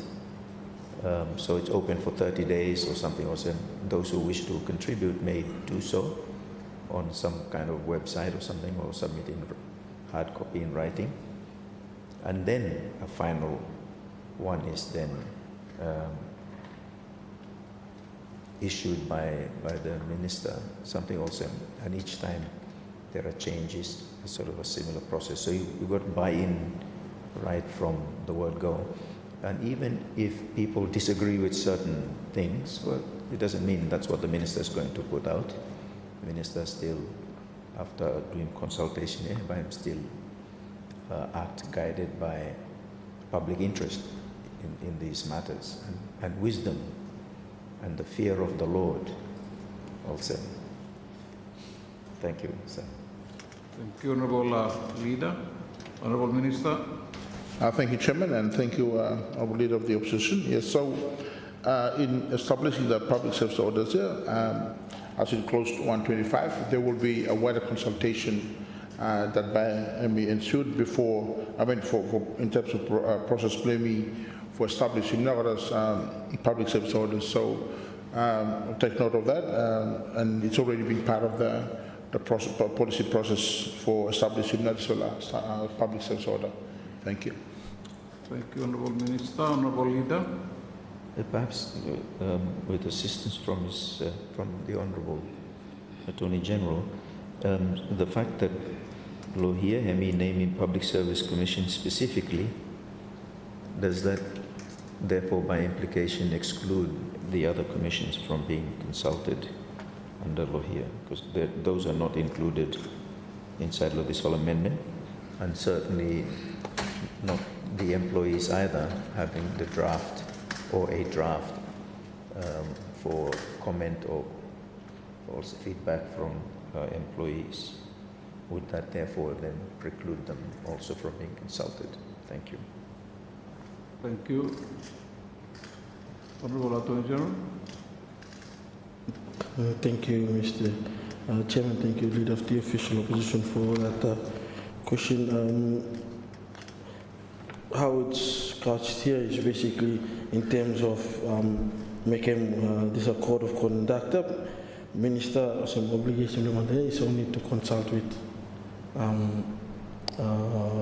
Public Service Commission and Permanent Secretary, blah, blah. That's the minimum. But if him like consult with him with another ones, there's nothing precluding him to do that. He can do that. But him say no more minimum threshold is before you do this one, one follow you must not this one. But him not excluding others. It just says this is the one you must consult with. And thank you, Mr. Thank you, Honorable Attorney General. Any further comments on that proposed amendment? Sorry, Honorable Member for East Ariara. Thank you, Chair. I think not necessarily on the amendment, but just asking the maybe Minister or perhaps the AG, in terms of, we're talking about 30, correct, Chair? Correct, yes. So we see the heading there, the use of makes. Minister makes, and then make code of conduct, making code of conduct. I must mind baking now. Is there another word we can use instead of make? you're doing with other more legally sounding word with them. You mean make him code of conduct no way sound too. I'm sure AG can find some other word we can use that sounds a bit more rather than me make him what something no more. Minister make him. Mamsa make him start something yet, Chair, but I think make him code of conduct there now. I'm sure we can find a more dignified way. Yeah, me leave him no minister makes him say code of conduct no more or something, and then change him make there to I don't know draft or I don't know establish or I don't know something that sounds a little bit more. We're making law here, and I'm looking at some of this language and I'm a little bit looked something that we could perhaps improve on. Or I think new drafting now this one. I'm kind of an old school guy too, so when we talk about minister make him stuck or something, I start for worry more too. But, thank you, Chair. Thank you, Honourable Attorney General. Thank you, Mr. Chairman. Thank you, MP, for that question. You will see that's the current style of drafting employed since 2016, 15 or something. Employing the use of simple, plain English language words. So we've gone away from the legal, archaic legal phrases, and you may put them comments. I think the rationale that was adopted at that time was people not for read him, if what understand him, by him much better. Although we are taking out jobs from lawyers, but you try to make him simple for people will understand. So no more why him the use of plain language or drafting style believe me. Thank you, Mr. Chair. Thank you, Honourable Attorney General. Any further comments on that proposed amendment? If not, I'm going to propose the question. The question is that clause 32 is amended by substituting paragraph B with the following. B, the permanent secretary, and C, the principal responsible officers, end of quote. All those in favor say aye. All those against say no. I think the ayes have it. Ayes have it. Clause 30 therefore stands amended accordingly. Before I put the question on the clause as amended, any honourable member wish to comment on that clause as amended?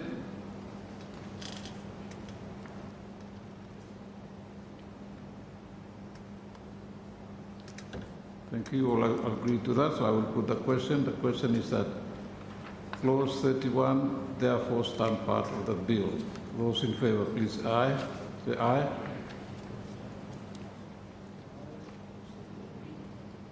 Sorry, clause 30. I'm jumping the gun.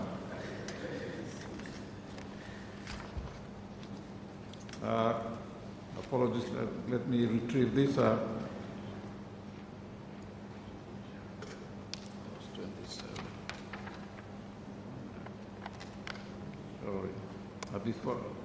Before I put the question, I think we already put the question. I will put the question again that clause 30 as amended stand part of the bill. Those in favour, please say aye. Those against say no. I think the ayes have it. The ayes have it. Clause 30 as amended therefore stand part of the bill. Clause 31. Any member wish to comment on this clause? And also refer to page 39 of the Bills Committee report. Before I put the question, any member wish to comment on this clause? Clause 31.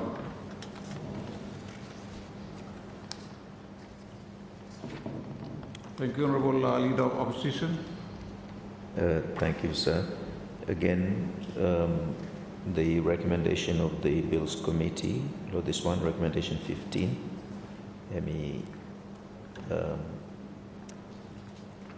recommended that this further review process also much more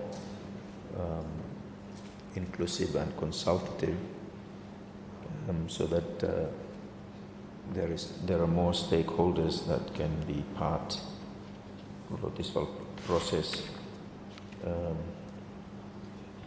And especially all the employees below public service, employees below government, could have, maybe again, like an exposure draft or something come out where various commissions and employees of the government are able to make some contribution. And then, of course, a final draft comes out after completion. Look every something in. Thank you, sir. Thank you, Honourable Leader of Opposition. Minister. Thank you, Chairman, and thank you again, Leader of the Opposition. The Public Service Order, as made in Clause 125 here, will provide stakeholder consultation process for public as part of a good policy process, public policy matters, and would be sufficient for addressing that. That's for recommendation 15 Block Committee. Thank you. Thank you, Honourable Minister. Any further comments on that clause 31? Thank you. If there's none, I'm going to put the question. The question is that clause 31 stand part of the bill. All those in favour, say aye. Aye. Those against, say no. I think the ayes have it. The ayes have it. Clause 31, therefore, stand part of the bill.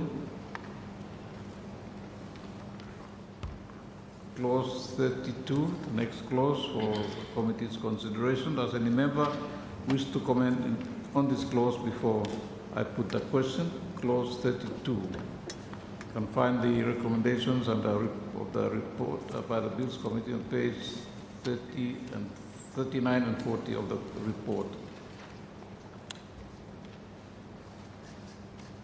Any comments on that clause? Thank you, Honourable Leader of Opposition. Yeah, thank you, sir. Again, here the Bills Committee's recommendation was with regards to 32 subclause 3A, where we set a minimum for subcommittee, for advisory committee at 1, and to have a committee of 1, I suppose must be the most efficient, could be the most efficient committee, but the Bills Committee was of the view that perhaps given the size of the public service and its propensity, likelihood to grow over the next few years, that a minimum is not 1, it's more than 1. Or committee suggested 3, but at least not 1. Must be more than, should be more than 1, was the recommendation. Thank you, sir. Thank you, Honourable Leader. Honourable Minister. Thank you, Chairman. Also, thank you, Leader of the Opposition. With regards to the advisory committee, this one have depend on the task that is needed to be done. In view of that, some of the tasks can be done by just one person, so we can engage him or her as a consultant just to conduct that for need assessment or whatever the minister like him. There's some tasks that definitely going to need more people. So, Mifala decided Imi Putu Masidis, although the ward committee, most of the time, we think about more people. But again, this one has to be based on the task that need to be carried out. So one person can do certain tasks. If one consultant can do maybe some analysis structured long public service, then that task can be done by one person only. Thank you. Thank you, Honourable Minister. Honourable Leader. Yeah, thank you, sir. As a matter of course, if there is a need for consultancy, that then no more something no more. So that's not necessarily an advisory committee, and different sectors or different ministries looking to get technical advice with a particular matter may then draw up a council reference and tender for appropriately qualified people to apply for the work. And so consultancy side, that's just the normal course of doing business. And of course, minister need not be, law now telling him start doing before him start doing. That one normal, something normal is expected. That if you need that resource, well, you get it if you have budget for it. But we're talking about advisory committees here. Committee now you talk about committee of one. And that's why that will issue may come up in the recommendation. So I think to say that 1 year because we could have consultants. Well, no, consultant you don't need him law for telling you before you can hire one. You can still go ahead and hire one more. Thank you, sir. Thank you, Honourable Leader, Honourable Minister. Thank you, Chairman, and thank you once again, Javier Lomi, Leader of the Opposition. Yes. So this one I'm just stipulating the minimum number 2. So I mean, we can still. I mean, if it's in the advisory committee, then the year in terms of the maximum, you have to put 5 here. 3 that talk about it, maybe in the middle. So when we talk about 1, it's just the minimum way we talk about him. So I think that is still accommodative when it comes to committee. Thank you. Thank you. Any further comments, Honourable MP for East Are? Thank you. Just following up on that point, Chair. Thank you very much, and thank you, Minister. The idea that we have here is advisory committees, but I think the way it's drafted, particularly 32(3), where the power to appoint at least 1 year, really the emphasis is on an advisor, and then when the need arises, it becomes a committee. The idea seems to be that the emphasis is on one person, and then we see 3D there. If there is more than one member, then must specify which member to be the presiding to be the member. But the idea is it seems to be. Is it true that or the intention that we have a less number is what we're going for? Like one falana him seem to be an advisor number, but if need be, now you increase him number to become a committee.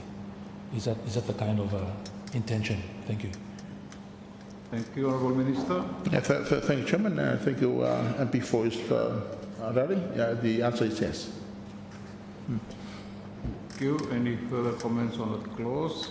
Honourable MP for East Arare. Yeah, perhaps then probably me bypassing now, but then it would make more sense to me if we may say no more minister may appoint advisors without a committee there, and then during the drafting of it, now you allow for committees to form if you need a committee. It seems to be the emphasis is more on the committee, but your intention seems to be an advisor of sorts. Thank you. Thank you. Honourable Minister. Maybe may ask him AG for maybe helping me clarify that one. Yeah, but before AGM come up and explain that, I think the whole intention is that as a committee now have me really the whole intention. So let me allow my AG for maybe just clarify that one. Thank you. Thank you. Honourable Attorney General.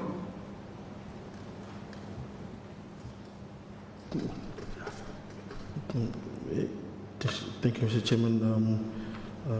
If MP for East Arare Survey repeat him, come with more question, then please. Yeah, no, thank you, Chairman. Thank you, Minister and AG. I mean, the idea that we're starting at least one there, it just seems to be to me that we're actually talking about an advisor, but then when the need arises, we increase the number. So the advisor becomes an advisory committee. But essentially, we're thinking of, or the intention is to have somebody advise the minister or to help in terms of the role there.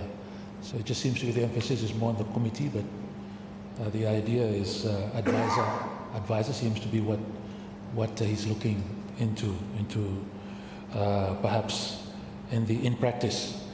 And then if there need be, he goes beyond that one. Maybe, but then the committee, I'm saying the only way to do it maybe is through a committee, or the other way to do it maybe is through an advisor, and then allow for committees to grow around that advisor when the need arises. More efficient, more faster, more effective, more cheaper perhaps, for Garam kind type person, more nimble. Thank you. Thank you. Honorable Attorney General. Thank you, Mr. Chairman, and MP4 Eastarawe for that question. What it does here, no, is it tries to maintain flexibility. That there are sometimes matters which for appointing 5 Falamani overkill no mana, and then we spend for that. For that purpose. But if it's in the opinion or the wisdom of the minister at that time saying for this minor issue here, I need council, I'll just appoint one person, and that will be deemed as the committee for this. And so that's basically what intention here. It's rather than having to maybe appointing even 3 for that one minor issue would be overkill in any event. So it's about efficiency. You say you overspend too much. So thank you, Mr. Chair. Thank you, Honorable Attorney General. Honorable MP for Central Honiara. Thank you, Chair. I don't want to go back to any maybe earlier discussions of this, but just meeting normal advisory committee. It seems that the kind of work that bio officials have been doing no more, but bio are doing here. Why are we coming up with all sorts of committee that could draw a lot of huge resources, for running? So what now? I mean, about 2 or 3 months we done low. Behind Loheme, but by finish now, or by how? And then it's not really clear here what are the details of the human resource management that by this committee is going to deal with. It would be good for us to have the legislation and prescribe him now what exactly now you may expect him now, a committee of this kind for doing. Yeah? There's so many committees that you may establish. One will now, DPA may run him, report come out, no anything or the work alone, something or same. Savardo or the other ministries here, so say I'm just expressing my view no more longer. Appointment or establishment of the committees like this. Yeah? Here we are, trying to build up the public service capability, but at the same time, we are putting on the sideline another committee for him, in some ways, replacing this the capabilities that are going to be there permanently, or supposed to be there permanently. So, say him no little bit small comment there. Bami vote yes this one, but I don't think it is really necessary. Him no more point with me like make him lawyer. Then I resume my seat. Thank you, sir. Thank you, Honorable MP for Central Honiara. Honorable Minister. Chairman, I'd like to acknowledge MP for Central Honiara. So when it comes to some of the technical issues here, maybe a bit more technical than the expertise that we got with him. Yeah, so that's when we would like to look outside to get someone to come in and do the work for us. So I think that one of the whole intention with regards to this one. So thank you for that comment. Thank you. Thank you, Honorable Minister. Honorable Leader of Opposition. Sorry, let me give the floor. Clause 3B, Chairman, where we say may appoint a person to be a member of the committee whether or not the person is an employee. So, employee may imply that a public officer who's already on the payroll may be appointed by the minister onto the committee, and just linking it back with the concern raised by the honourable member for Central Honiara,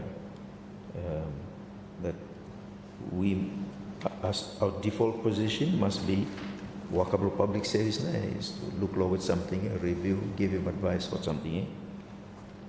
In the case of the Minister Talem, hopefully more and more exceptional in nature, that you may not guarantee that capacity. Now you may look outside and appoint 10 people come. But an employee more part of workable or additional task you give him work him come and give him come ting blame, rather than putung him gomolo committee. Perhaps some comment on that, sir. Thank you. Thank you, Honourable Minister. So, Honourable Leader of Opposition, Honourable Attorney General. Thank you, Mr. Chairman. Thank you, Leader of the Official Opposition, for that question. First, let me maybe just one step back, coming to the point raised by Central Honiara. The provisions law here is not, you may say, is not designed to take away, but to supplement roles. So in terms of if there is capability in the public service to do that task, then there is no need to employ this clause or this section as per se. So that's why we have mail that imparting discretionary powers go to the minister. So the minister may, if I'm looking at by officers, no more deal with him. But if he sees that there is in doing that a conflict of interest might arise because about determining him no more something whereby him apply a locata, then someone else outside him may require to do the job. That is something that you can employ under this act. So in doing that, like Michelle, this is a scenario where leader of the official opposition Talem say you still start taking someone from inside for coming. Now, you might get a situation where someone has let's say a double degree, for example, so qualification. Although he is in a position for, let's say, HR, but him also IT man too. So he can appoint that person for an IT, but that's not his job description, or you may say what he's appointed for in that, but he has that qualification.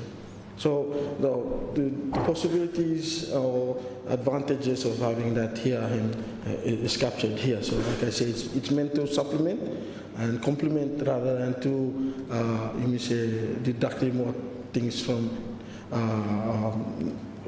effective management loop public service. I remember recalling stating that inside law, I think ECZ bill, passing law here, is that I usually call this kind of provision, it falls under what I call the umbrella principle, which is you'd rather have it and not need it than need it and not have it. So that's why it's there. Thank you, Mr. Chairman. Thank you, Honourable Attorney General. Any further comments on that clause? If not, I'm going to put the question. The question is at clause 32. Stand part of the bill. Those in favour, will say aye. Those against say no. I think the ayes have it. Ayes have it. Clause 32, therefore, stands part of the bill. Clause 33. Any comments on the clause before I put the question? Clause 33.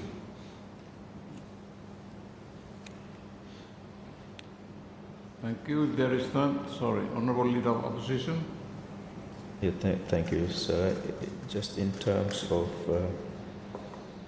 the matters on which the Minister's annual report by Hemi cover, recommendation 17 and 18, Hemi try for look this one, but 18 Hemi seek him that there is, because this was report by Kamala Parliament and any public, obviously everything Kamala Parliament, once it's laid before Parliament, any public no, but there may be matters where Minister must still report Kamlo Yumi Lohem, but that report need not be made public. And I'm thinking in terms of, well, Lohilo report talk about national security issues and so forth. Right now we don't have a mechanism for this one. We don't have a system where we have classified information, for example, and we need something like that. So that classified information, for example, there are different levels of authorization. You know, who now look certain levels of classified material, for example, and so. But important in terms of being a democracy that minister report here, but that report by cannot detail in those, but that there must be oversight, so there is no abuse or arbitrary use of power in law. Can something also. So perhaps it's more an aspirational issue at this stage, and perhaps a policy issue. Law, what's the government's thinking with regards to this matter, and whether any work is being done for making him possible. Thank you. Thank you, Honourable Leader, Honourable Minister, Honourable Prime Minister. Thank you, Mr. Chairman. Let me thank the Leader of Opposition for that very important point or comment in terms of the different levels of reports and their importance, including as far as national security considerations are concerned. We are working on that, and that includes things like even in terms of cabinet papers, for example, the importance of cabinet papers and the security considerations that are involved. So it is a matter that we are currently looking into. Thank you. Thank you, Honourable Prime Minister. Honourable Chairman of PAC, Senator Honiero. Chairman, when I read down to clause 33B, Roman numeral 1, then I now know why we have to appoint the advisory committee. Sorry about my very suspicious thinking and comment that I'm going to make right now, but if I'm wrong, please correct me, Minister and Prime Minister. When I read what now to be reported by the Minister on the annual report here, this time let me just look back now, why now clause 32 here where we have just voted on and we have to be put into this legislation. And just correct me no more, Minister, that that is not the reason why you have to establish this committee under this legislation, and that is for writing a report here on your behalf. I don't want that. So, if that is the intention, it will stop him now. Take him come amendment, it will throw him out straight now, the advisory committee, and then let's test the skills and the professionalism of the officers below me. No put him below the committee for writing or something. And coming to the point that Leader of Opposition and make him, there are information, data that are going to be reflected in this report here that should be highly classified here. If we are talking about management of, personal human resource management inside public service here, which, somehow in the past, we've been struggling to do it. At times we do it better, sometimes we may not do it better. But they're still highly classified because we are talking about human resources here. People with, it's their personal property with the state here, most of them, yeah? But if it is your intention to use him now, advisory committee for come up on the motor review here and then to come that report here, no man, I'm no what me like tell him no here. But we are imi vote him go finish now. This is advisory committee.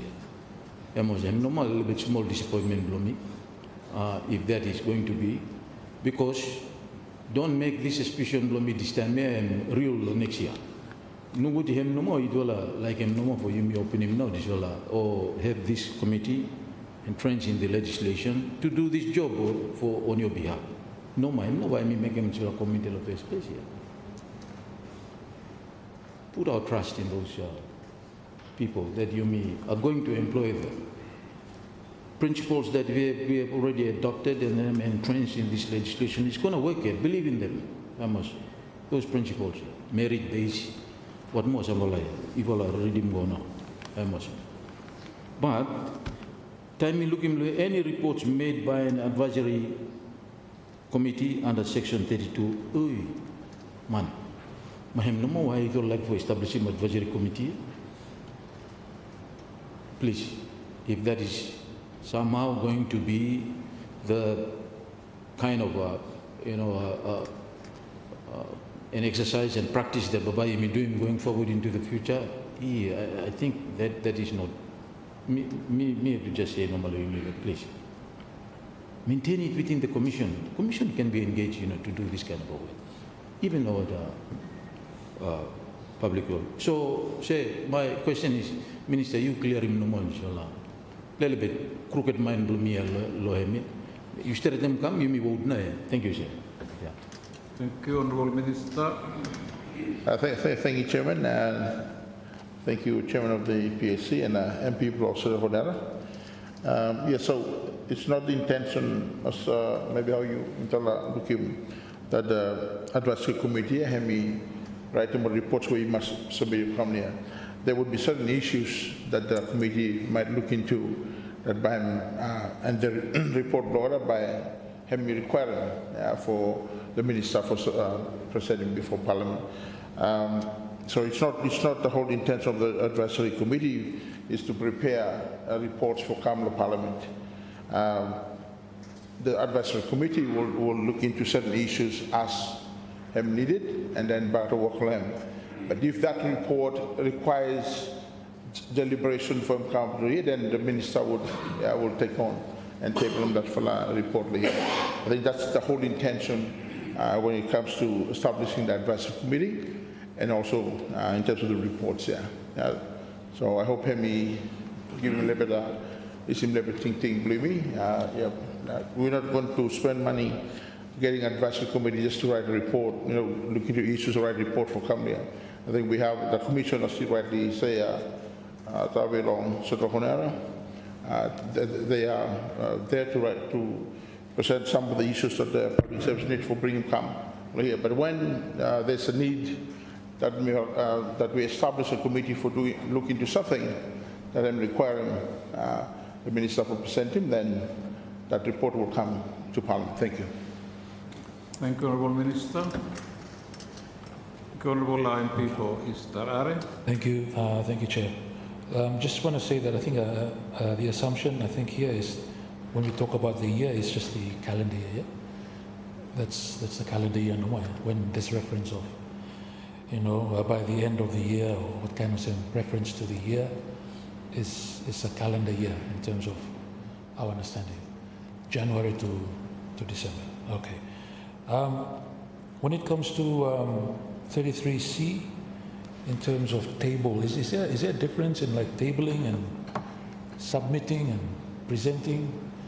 Is there a difference in those terms in terms of our parliamentary processes? Tabling, is it different from submitting or different from presenting or same something normal? And if there's a difference, what are these differences? Thanks.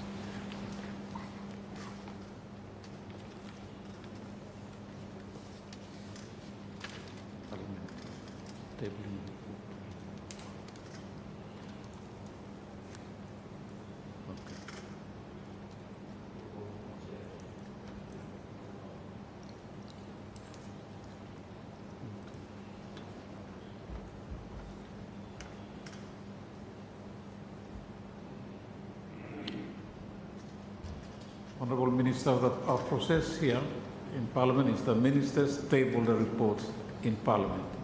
So the minister will be tabling the annual report in Parliament. That's the requirement of parliamentary procedure. Thank you. Thank you, Chair. I appreciate that. So my understanding would be it would be on the notice paper for the day, or when they say a paper is being tabled. Is that your understanding, Chair?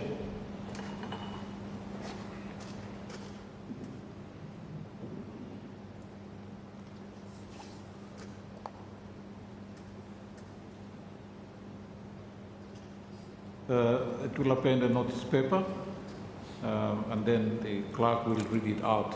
But table before.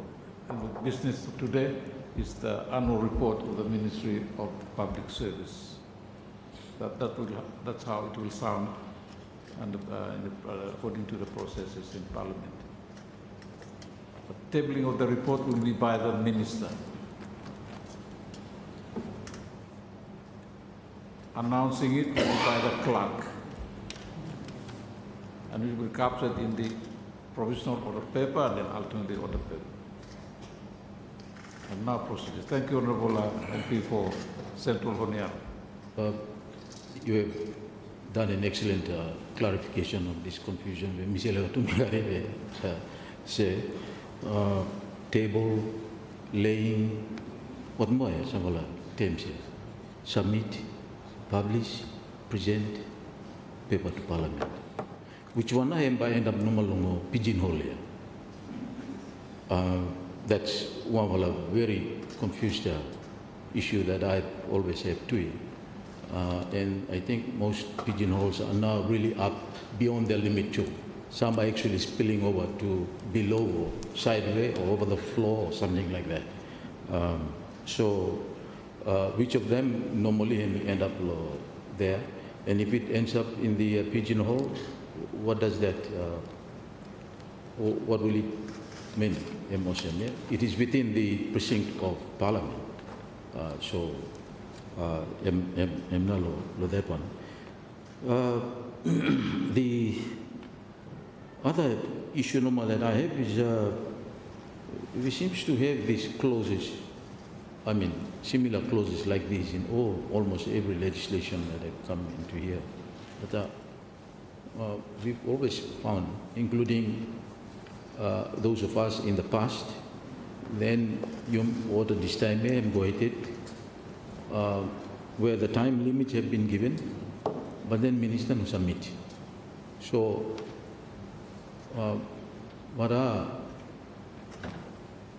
what can be done? Is it basically just left like that no more, or how? Emotion. That's almost like the first thing is that if reports like this have not come in lawyer, then it gives a wrong message to the public service too. Yeah, the public service will say, ministers aren't reporting on time. There is a very, very strong provision in law that requires them to actually table the report, but they haven't actually tabled it.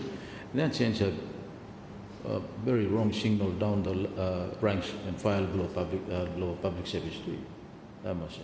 Well, if others are not doing what the law and me say, what are we trying to show here in terms of trusteeship, other responsibilities that Unigara and Minchat law, these laws, I must say. So, what you're thinking on this public service, you put to lead lead the talk on this and then try for show, yeah? Making people come behind, or some of us who are chairing some committee must start for publishing and lay more report to you, motion. Thank you, Ajay. Thank you, Honourable Chairman of PAC. Any comments on the observations, Honourable Minister? Thank you, Chairman. Thank you again, MP for Central Honiara. Yeah, so as per the requirement law acted by him, and the report has to come there. Whoever you become a custody for any act that requires a report to be tabled, whether long ministry level or cabinet or parliament, then everyone must comply with him. I think, and that's a very good observation. MP Law, thank you, Chairman. Thank you. Thank you, Honorable. Thank you. Thank you, Chairman. I just go back to recommendation 18, Law Bills Committee. Perhaps one way, an interim measure or tool that we could use in Parliament for oversight, parliamentary oversight, law, executive, for some of those examples mentioned, law, that recommendation would be for the relevant committee, standing orders to be improved so that relevant committee is able to conduct inquiry where everyone take an oath of secrecy or something also, and the material is not published, and witnesses appearing before such an inquiry also take an oath of inquiry, oath of secrecy also. So there is still oversight by Parliament, but even that oversight is guarded, and so executive processes that hold the information related to sensitive issues also. Those sensitivities and the integrity of that information is not compromised or undermined. I was talking to one fella. I was at a conference where one fella, cybercrime specialist, and he make one for presentation, and how he present, and he say time all get a look people were hacking information, sovereign databases or government or especially defense technology and also. Sometimes all get a larrikin man no, but other times there are state-sponsored hackers or units within adversary states. So I'm state-backed cybercrime, and they will never disclose how I get find out that I'm state-sponsored hacking or get no like him to that state for sabe how I get find him, because then I would find him wherever go around him. And so there is sensitivity around the integrity of that information that will never come out. But I would say, country also not doing it, but how I get find them or something also. Important to the sovereignty of the data that they hold and to their own sovereignty. And therefore our systems need to be much, much more robust. Below 11th century, you mean something, you also mean even cabinet papers, you will meeting of cabinet come out. Tomorrow you will find out everything, you will discuss him no more. There is no, there's no real respect for confidentiality and secrecy and also. When, of course, also arguably, with regards to cabinet, not everything should be secret. But some things should be confidential and secret and should be graded as such, so that matters where him should be open to public. Cabinet proceedings should be like Parliament, should be public. People should be able to log in on Facebook or Google or whatever and see what Cabinet is discussing and how people are expressing themselves and so forth. That would be great for transparency in governance. But there will be matters where it cannot come out from the bounds of Cabinet, and collective responsibility would dictate that once decisions are made, all members of Cabinet toe the line, even if they had differing views in Cabinet. So what kind of matters to them? We need proper systems for protecting them. That's the spirit of recommendation 18. But in terms of annual reporting, Minister should still give metadata in terms of the kinds of issues that were encountered in the year, but not the detail. That's the spirit of that recommendation. In terms of recommendation 17, sir, hemi tie in with him professional standards unit law division 6, law part 6 here, clause 72. But law here, to do with its own activities. Who inspects the inspectorate unit to keep them honest? If they are not doing their job, then by also affect them too, public service generally.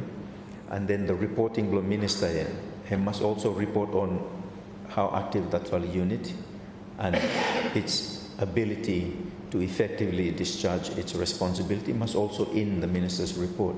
So Parliament is informed about the effectiveness of this unit, that they, get no compromise. Sir, thank you. Thank you, Honourable Leader. Honourable Minister. Thank you, Chairman. Thank you, Honourable Leader of the Opposition here. So with regards to recommendation 18 here, the clause 1 to 3, but non-disclosure of information, I am addressing that concern.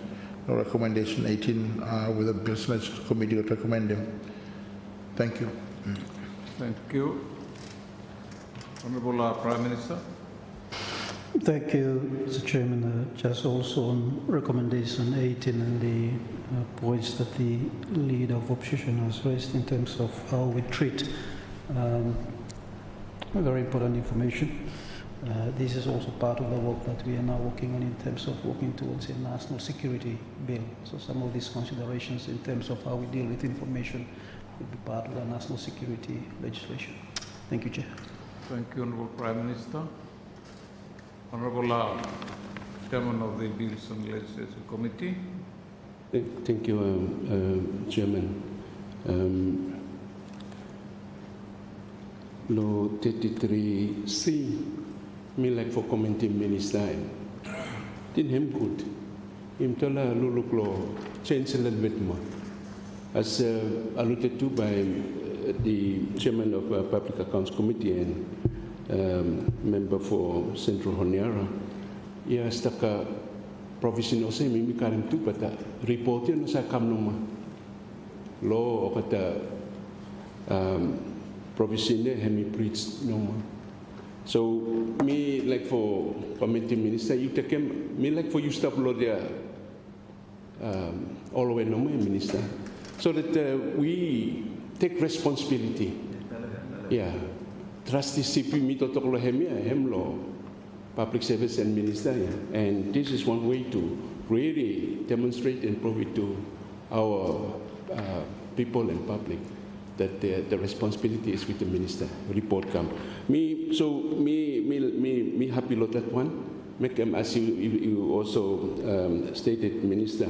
Other laws here, must wake up now. No, for me, always no report when there is already a provision under the act. Chairman. Me kolulupay lo bilia for the penalty if minister no report kami what na penalty for him.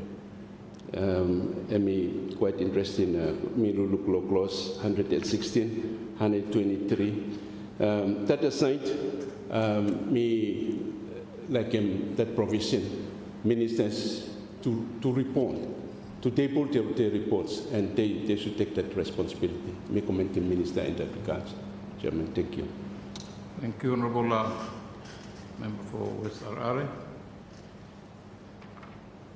Honourable Minister. Thank you, Chairman, and thank you, Chairman of the Business Committee for the positive comments plan. Thank you. Thank you, Honourable Minister. Let me now put the question. The question is that clause 33 stand part of the bill. Those in favour, please say aye. Aye. Those against, say no. I think the ayes have it. The ayes have it, clause 33. Therefore, now stands part of the bill. Clause 34. Any comments on that clause before I put the question? Clause 34. Thank you, Honourable Leader of Opposition. Thank you, sir.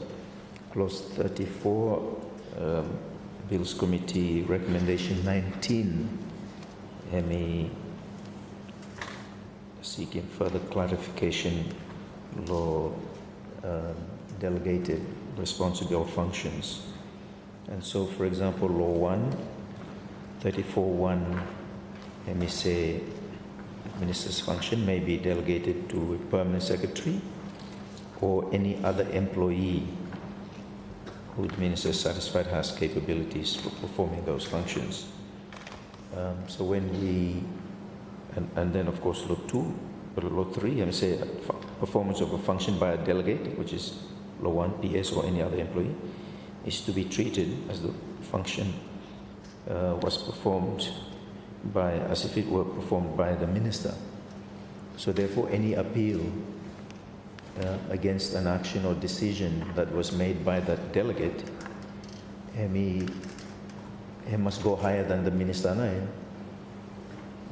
because the delegated function was exercised on behalf of the minister. So who now appeal go lo heme? I go straight to court now, or? Thank you, sir. Thank you, Honorable Leader.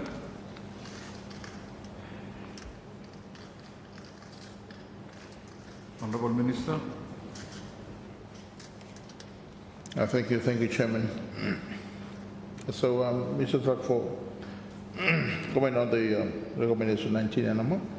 So, also section 34.2 and provide for specified conditions for which delegation is subject to. Further, more, so person performing a delegated function cannot further delegate that function to another. So I mean that with Minister I may delegate him the power to the PS. Any appeal, because the power still sits with the minister. Any appeal have to come back to the minister. Yes, because that fellow power him sit down with him, minister. So I'm delegating that power to the PS. And then any appeal against the decision of PS and make will come back to the minister. Maybe I can ask the AG as well to also further explain that. Thank you. Thank you, Honorable Attorney General. Sorry, before thank you, Chairman. Just before Honorable Attorney General, let me give him some clarification. This was 34.3 years seemed to rule him out this possibility where Minister Taleme, once a delegate performs the function delegated to him or her by the minister, that's already a decision by the minister now. So you cannot appeal, go back more to minister, because every minister make a decision through the delegate. That's what 34.3 is saying. So therefore any appeal lo here mabay go lo who. It cannot be back to the same person. Thank you, Honorable Attorney General. Thank you, Mr. Chairman, and thank you, Leader of the Official Opposition, for that question. If I may start at the delegation part, for explaining, if me delegating powers or a person, unless I give him part of my delegation, I say you can delegate that further, then they can do that. But if I don't state that in that delegation, then you can't. So that's why in here him say maybe subject, must be in writing and subject to conditions. So, and the next thing is that does not, so one see him to see person with the delegating can still exercise that function. Okay, in terms of this one, because of the fact that it's treated as it were performed by the minister, so then the appeal for that would go up to the High Court now. Thank you, Mr. Chairman. Thank you, Honorable Attorney General. Honorable Leader of Opposition. So, also, what kind of matters now could be delegated by the minister under here, so that you may know no unnecessary appeals go to court. Most matters we would prefer fixed to administrative level. So, what kind of delegations now are anticipated here? Thank you, Honorable Attorney General.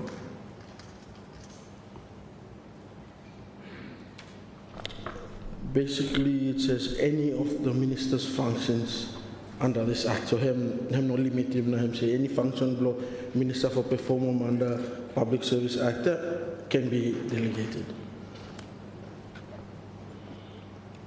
Only thing we have said delegating is the power to delegate. I have no more law blaming him, stop him. So if said delegating would function, but that power we have allowed him for delegate, him cannot delegate. Thank you, Mr. Chairman. Thank you, Honorable Attorney General. Any further comments on that clause? If not, I'm going to put the question. The question is that clause 34, stand part of the bill. Those in favor, please say aye. Those against, say no. I think the ayes have it. The ayes have it. Clause 34, therefore, now stands part of the bill. Next clause is clause 35. Any member wish to comment on that clause? If I put a question, clause 35.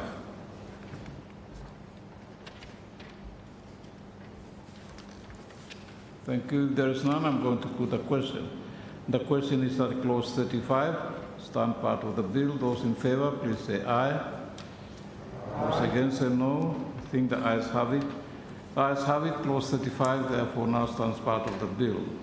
Clause 36, any member wish to comment on this clause before I put the question? You can refer to pages 42, 43 of the Bills Committee's report on this bill, on that section, on that clause. Any comments on that clause? Clause 36. Thank you, Honourable Leader of Opposition. Yeah, again, Bills Committee, recommending the removal of this clause in its entirety.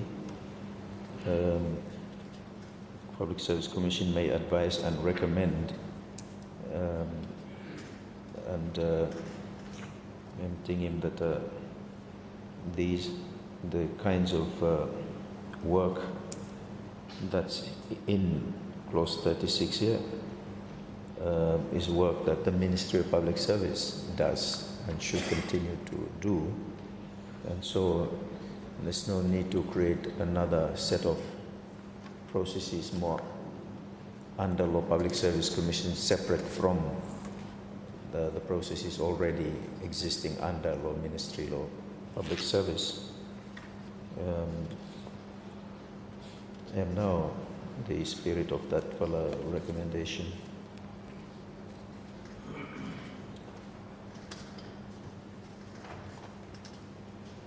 Thank you, Honourable Leader. Any comments? Any further comments on the observation and comments by the leader?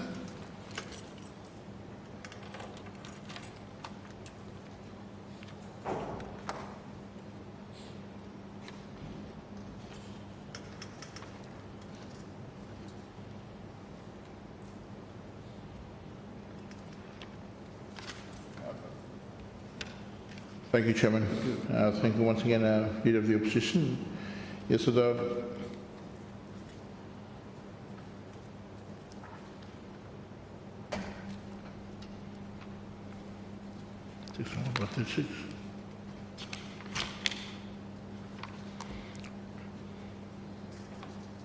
yeah, so the roles of the Commission for advice or recommend based on its function, which is clear clause 36 here, the intention for establishing the one clearly inside the bill here. The review and recommendation relating to the function of the Public Service Commission can only be made by the Commission itself unless able for delegated that role. So here, the policy intention of the one now is for clearly establishing the roles and responsibility of the Commission provided for under the Constitution and provide additional administrative roles, responsibilities under this full Act. Yeah. Thank you. Thank you, Honourable Minister. Honourable Leader of Opposition.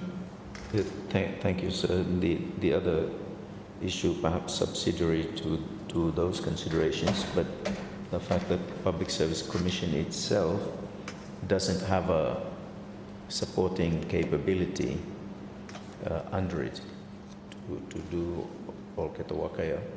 Olketa resources to do this kind of work is already within the Public Service Ministry. So in terms of resource efficiency and perhaps also decision-making efficiency now, and better that the work that's anticipated here is done by the Ministry of Public Service. And the Commission does what the Commission does. without being drawn into, the more administrative type. I'm still, making more appointments and discipline are not core function. Blame also. Thank you. Thank you, Honorable Leader.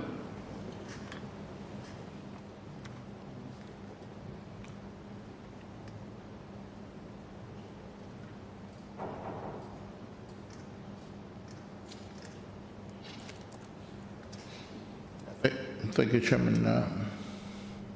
Thank you, Leader of Opposition. So in drawing up the bill, I think this one had more of a recommendation by me come from the Public Service Commission through the consultations. The Public Service Commission, as you rightly tell them, the PS now have actually the administrative arm of the commission. So in perform of the roles and the responsibility belong commission that work always done by the administration. Thank you. Thank you, Honorable MP for Arare. Thank you, Chair. Thank you, Minister. So this is one of the sections that I'm defining now, mata, here in terms of what Section 36 contains and what mata and meaning inside layer. And I think if we read through, it's very short section only. And then the word mata only comes in at 36.2 of subsection 2. Further to what the Leader of Opposition was saying about perhaps the redundancy of having this here in the first place, if we are going to keep it, wouldn't it be easier for you, for leave him out no definition here, but just list him everything here, there? In a subsection 2, conduct a review in relation to a matter instead of there, in relation to then you list him now. Everything here, A, B, C, and D. Just to make it more cleaner and shorter straight to the point. Thank you, Chair. Thank you, Honorable MP for East Arare.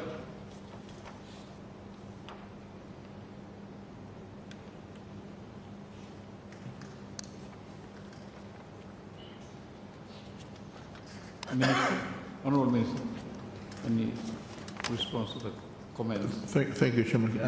Maybe ask him EG for comment on that. Thank you. General? If MP Blue is again, me not get them good. What name? Thank you. Thank you, Chair. Thank you, Minister and AG. So 36, we are defining what matter means in this particular section. And then if we look at that whole section here, it's a very short one, but it ends up with 36.2 now actually refers to that end of that sentence, conduct a review in relation to a matter. So that's where I would say that it would come in.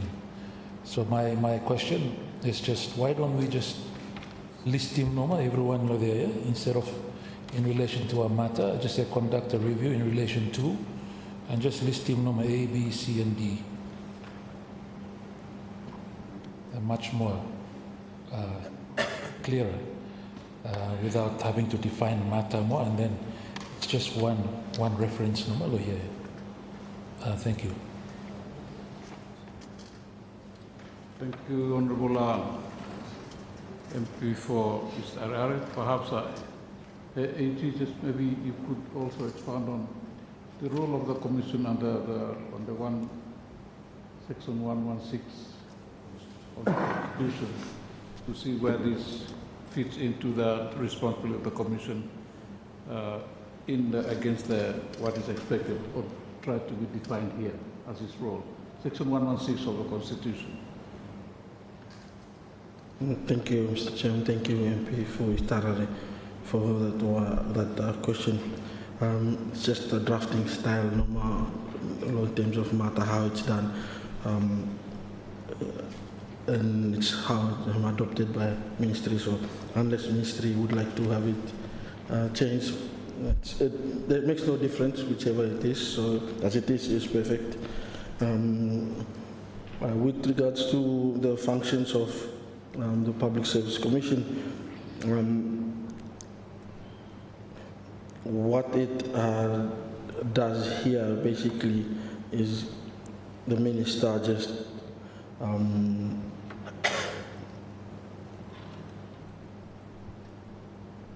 well, it's also not public service too. In its own initiative, can make that review law, certain things we outlined law matter law here.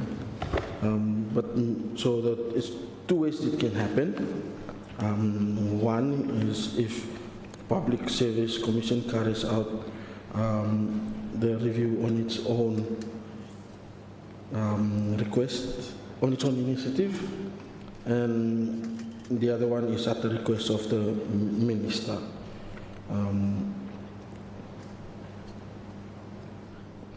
So in terms of what functions will Public Service Commission, there is, it does not inhibit or even trespass inside law what Public Service Commission is constitutionally assigned to do. Thank you, Mr. Chairman. Thank you, Honorable Attorney General. Honorable PAC. Thank you, sir. Thank you too for raising this issue about the relationship with Section 116 of the Constitution. I was going to ask that too.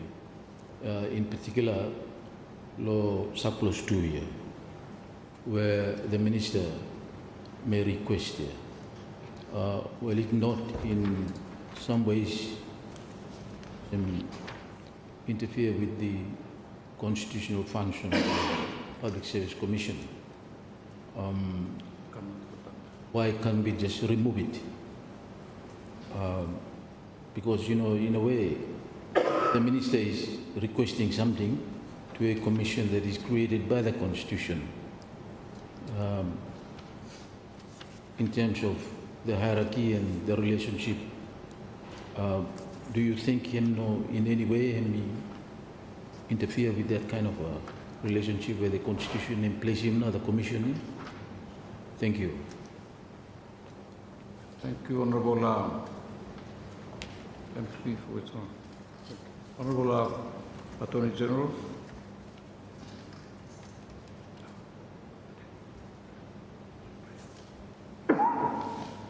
Thank you, Mr. Chairman. Okay, so maybe if we can just be clear what the function of the Public Service Commission is. And Section 116 say the power to make appointments to public officers, including power to confirm appointments and to remove and exercise disciplinary control over persons holding or acting in such office vested in the Public Service Commission. That's a core function blame, constitutional function blame. So, in that sense, whatever any act will do, we cannot add on more or tell him say you or take away that function him. So, in this case, and also to tell him too that independent public service commissions must be independent. I think 127 tell him that one.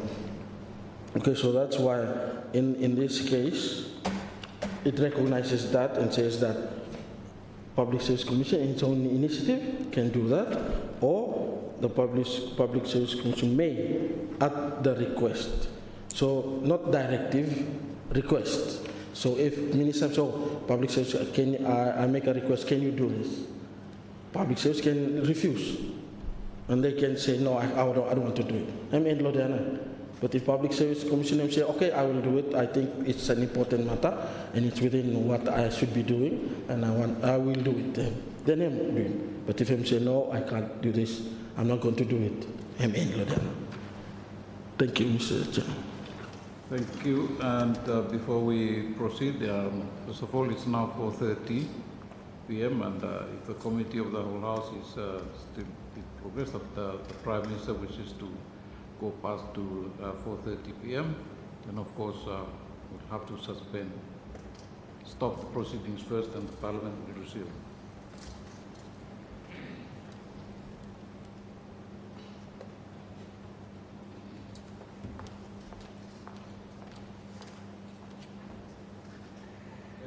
Thank you, honourable members. It's now 4:30. The proceedings of this committee is now interrupted and will resume. I understand the Prime Minister wishes to move a suspension standing order to allow the deliberation of the committee to continue. Parliament is therefore resumed. Honourable Prime Minister. Thank you, Mr. Speaker. Mr. Speaker, it is now 4:30 p.m. and I move that Standing Order 10 be suspended in accordance with Standing Order 81 to permit the continuation of the business of the House until adjourned by the Speaker in accordance with Standing Order 10.5. Thank you, Honourable Prime Minister. Other member wishes to comment on this motion, but I will put the question. Honourable Leader of Opposition. Yeah, thank you, sir. If by 12 thinking for Karen, maybe long time, you may suspend for 2-3 minutes, make him, you minimum to was a 1 out 2 man. If stuck a hospital, you connect him go outside, but no more so. If you 12 thing by me go a little bit late, give me a little bit 2-3 minutes for you minimum. You may start all 2 years. And no more a little bit concern me like that. Thank you. But if by 12 no long time, I go. Thank you, Honourable Leader. Anyway, the question is that Standing Order 10 be suspended in accordance with Standing Order 81 to permit the continuation of business of the House until adjourned by the Speaker in accordance with Standing Order 10.5. All those in favour say aye. Aye. Those against say no. I think the ayes have it. The ayes have it. Standing Order 10 therefore stands suspended and business of the Committee of the whole House will continue until I interrupt to adjourn the House.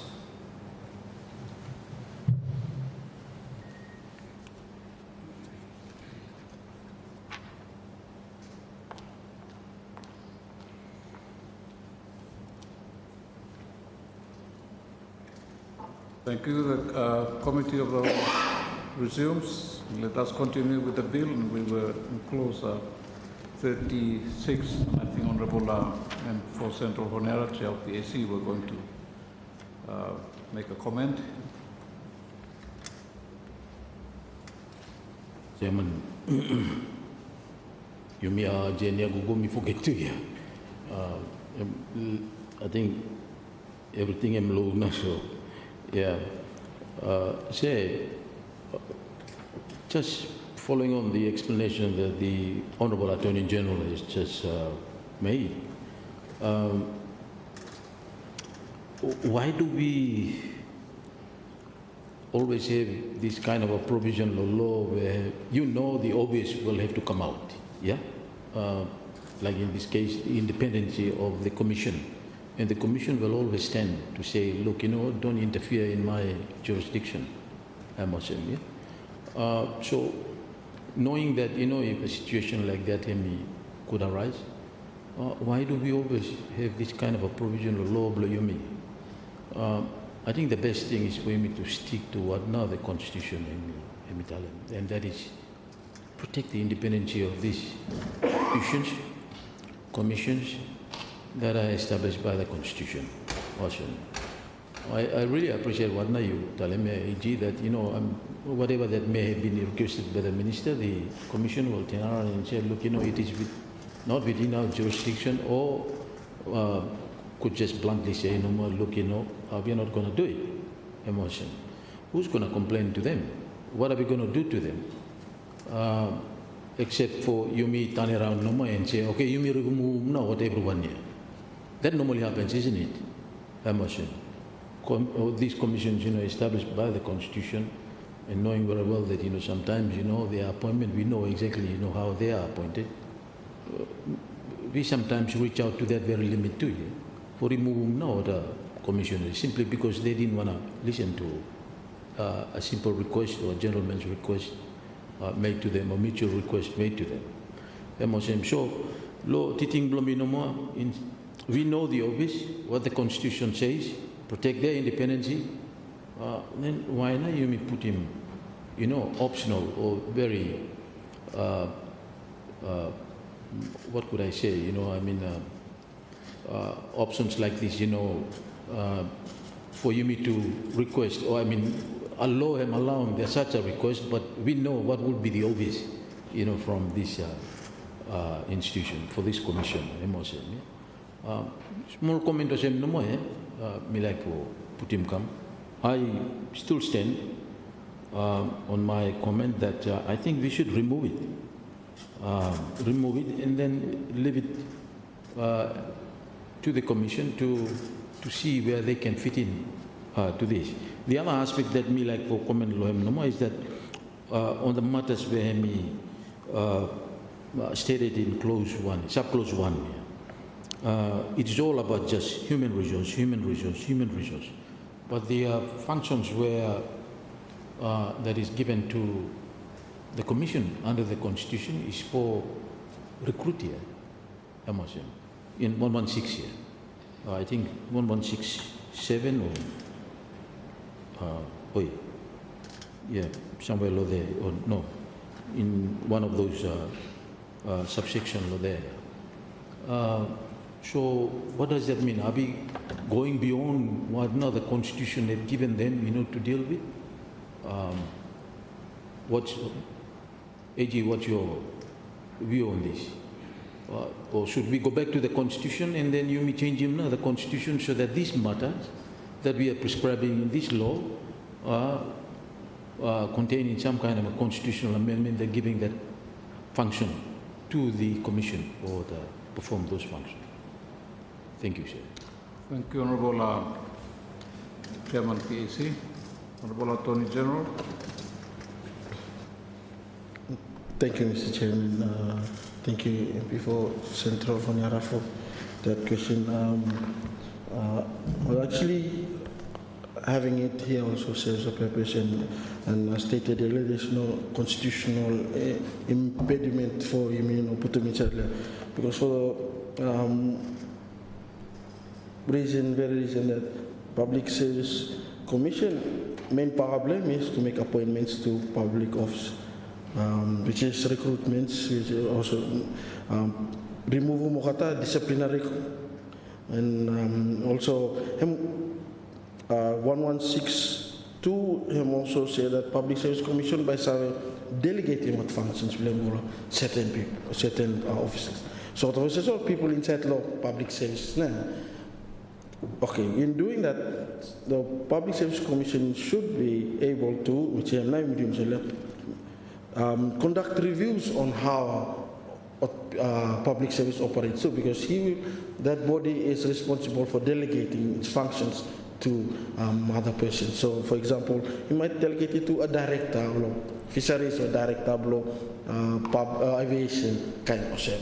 So, if the commission says that it's fit for him for doing water reviews here, then by all means they should do it and make those recommendations to the minister in carrying out those responsibilities.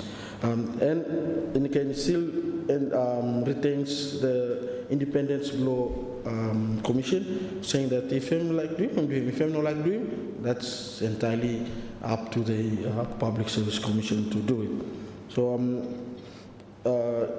if you see in terms of matters law A, B, C, and D, A is performance for public service for functions of human resource management, public officers, and public service generally, and administration of the act. So those are matters that are within this ambit law, what Public Service Commission doing law under law. Constitution too, we have then in giving the recommendations below him is entirely, I would think they would be, they should be glad to give those, to make those reviews to enable performance of functions below Mohota. Also supplementing too. That's my view. Thank you. Mr. Chair. Thank you, Honorable Attorney General. Any other comments on that clause? Otherwise, Honorable MP for East Are. Yeah, thank you. I think all this discussion has been helpful in terms of the mandate in Constitution 116 and the functions of the BSC. But I think when it comes to this particular one with my question here, in terms of subsection or subclause 2, conduct a review in relation to a matter, and the matter is actually listed out and prescribed in 36(1). My question was that, given all that we have already discussed, and if we're going to go through with this, why don't we put this as instead of saying in relation to a matter, in relation to, and then list all those issues that apparently it's all about human resources and management and that. Why are we doing the drafting as we're doing it now? Is it something to do with the Constitution? Is it something to do with a definition of what a matter is? Or is there another definition of a matter somewhere that we now have to define matter in this little section and then have it referred to in just the next subsection rather than just listing it? Thank you, Chair. Thank you, Honorable Member for East Are.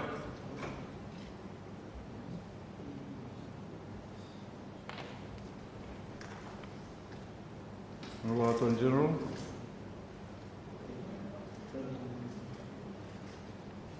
Thank you, Mr. Chairman. Thank you, MP for East Arara, for that question. I think as earlier answered, matters I'm referred to and specifically and only applicable only to this section number, so it's kept there. It's not a matter that's defined as a general application term, but it's just for this section here. No, so you know, important somewhere. How it's set up is just drafting style for this section put them rather than including it in there or defining first time, then just put them come one word for encompassing it. Right? That's just the drafting style. Thank you, Mr. Chairman. Thank you, Honorable Attorney General. Honorable Central Honiara MP. Thank you, Chair. Mr. Chairman, how we interpret what the Minister may request the Commission here now, me still come back to that point here, where I think Constitution that rightly belongs to him, not even, I don't think him refers to anything that him delegated here, because the delegated part here, am very specific. Commission can only do that in writing, not legislating. They can do it in writing to those particular officers here or any member of the Commission for performing now the task here, emotion. But the one that I think will make a lot, I think Baba Hem raised him a lot of contention, possibly, I'm not too sure, between the Commission and the Minister. Now, this is clause 1A here. Any aspect of the performance of the Public Service Commission's function. Now, what is the function of the Commission? That is in 116 here of the Constitution. Now, then the Constitution say also the Commission had to do it independently without any undue influence or interference from any body here. But then the Minister will request him to make a review of that matter. This is where one night in WAG meeting say, how come Minister am request him now, the Commission, for him review him now what the Constitution and give him the Commission. Emotion. That party now as him, whether or not think blow me him no right one or him, you try explain him come. That's the part that I thought that him by problem. Thank you, sir. Thank you, Honorable PAC, Honorable Attorney General. Thank you, Mr. Chairman. Thank you, MP for Central Honiara. Let me try and attempt to allay your concerns. Actually, what this means is actually recognizes the independence of the commission. So him say if minister, so for example, if minister him little bit doubting little bit to treat things, hey, commission please you should tell him come advise me come. How na you doing this all waka for me, make him guide me lo time me do not waka. Commission doing. Him no actually him say what means any aspect of the performance of the Public Service Commission's function. So the functions below him, how him perform him, not him minister him say you should tell me come how na you doing this one so that whatever I do does not go against what you're doing. So the commission can step in and say, okay, I'll do that.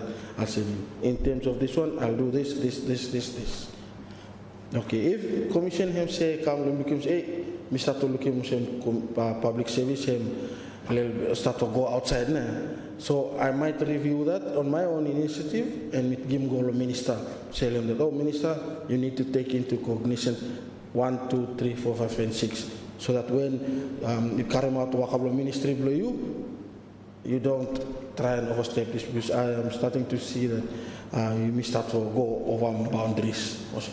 So it's not usurping, it's not taking away, it's not interfering, it's actually enhancing, if you have a look at this.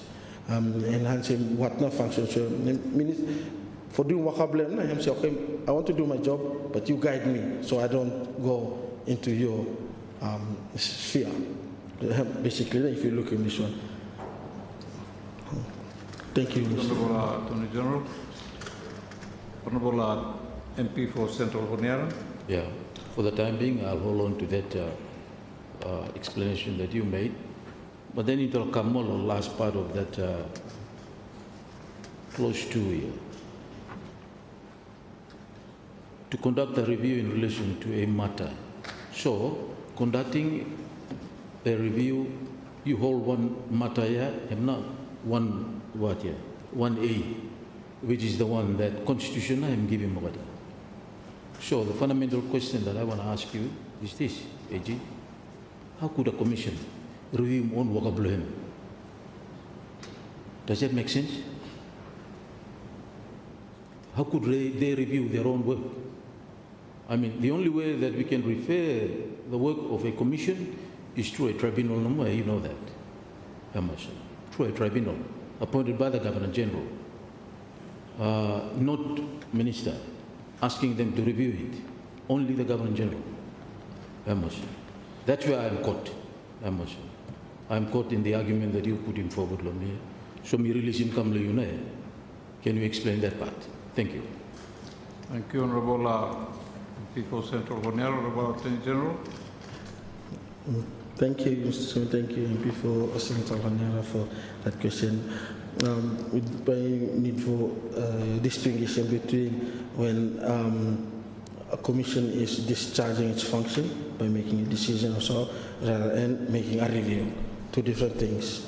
Time discharging function, him cannot go back and review on decision. That is settled in law. That has to go up higher. But in this case, him review what administrative procedures, him not this one, him relate to. Whatever co-function in terms of making a decision, in terms of appointment, if I'm appointing someone, unless misconduct him come in, report come in, then him cannot terminate him. Or if I'm terminating someone, I cannot go back and terminate him, no, because him have to move on to the next one is appeal, go to High Court, now by him looking, so yes, in discharging that function, you have already discharged, you cannot go back. So that's what the courts have held, you cannot go back and review your own decision. Okay, like this one is okay, if you look at review in relation to a matter, and one of the matter is aspects of performance. Management, administration, those are administrative functions. They are not that core decision-making process where as soon as I'm exercising that function, that becomes functus officio, and that moves up the next level in terms of reviewing it. Yeah. Thank you, Mr. Chairman. Thank you, Honorable Attorney General. Honorable Chair. Yeah, Yes. Mr. Nagmo. Can I come back to the AG and just ask him no more sub-clause 1 and A here? Because that is a very substantial matter in terms of the function of Law Commission here. And that function is not a new function. It is a function where we entrench inside the Constitution. That is my submission to you. That that function here is what you have just referred to, hiring, firing, and so forth. Yeah. So, where we require them in this law to do it either voluntarily or by a special request by the minister, for review. That's what point where me put him come law. It's not just a simple ordinary thing that into all just constructing law here. They made that decision, and they cannot review themselves. Anyone who have agreed about the decisions we ought to make, either they go to court, or if any barawa appear job,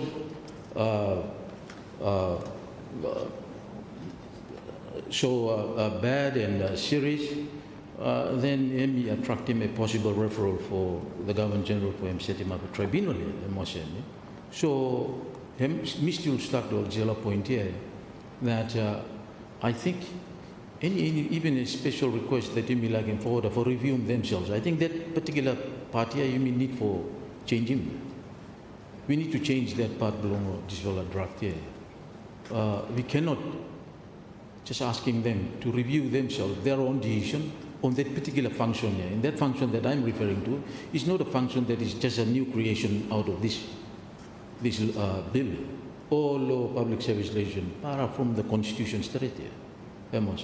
If you think that that is your belief, law this one, then meeting that, it will need for removing this particular provision here. Remove it. But if you think that, it's something ordinarily simple no more, then maybe you should remove, this part here, this A here. You take that A out, then that will cure the problem that you mean by government. Then allow no more B, C, D, and all that for the stay law there, because it's all about new things that we are requiring them to do that have not stated inside the Constitution. That's my view, and I really wanted to respectfully submit it to the Attorney General for you. You think about this one, because I think there is a possibility of Yumi running against it. Thank you. Thank you, Honorable Attorney General. Thank you, Mr. Chairman. Thank you, MP, for Central Honiara. I still don't think it does conflict with the Constitution. This one, for example, if the minister makes a regulation for how by appeal go upload Public Service Commission, that is an advice on the aspect of its performance of its functions. So okay, this is how I want appeals to come up to me from PS. So he outlines that. So in reviewing that, maybe it's already done that. But so according to the public service regulations, I'm saying, no, I need to review it. So I'm doing. So that's basically what it is. It's not saying that in your performance, this whole decision where you work wrong, you must review. No, it's not saying that. Two different things. This is the process which you mean tell him the administrative processes for him.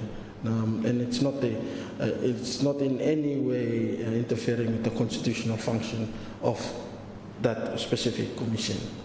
Thank you, Mr. Chairman. Thank you, Honorable MP for Istar Are. Thank you, Chair. Thank you, AG and Honorable for Central Honiara.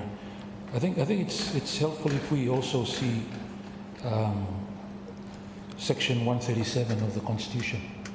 That really outlines, so Section 37, subsection 4, in the exercise of their functions under this Constitution, no such commission shall be subject to the direction or control of any other person or authority, except where otherwise provided by this Constitution.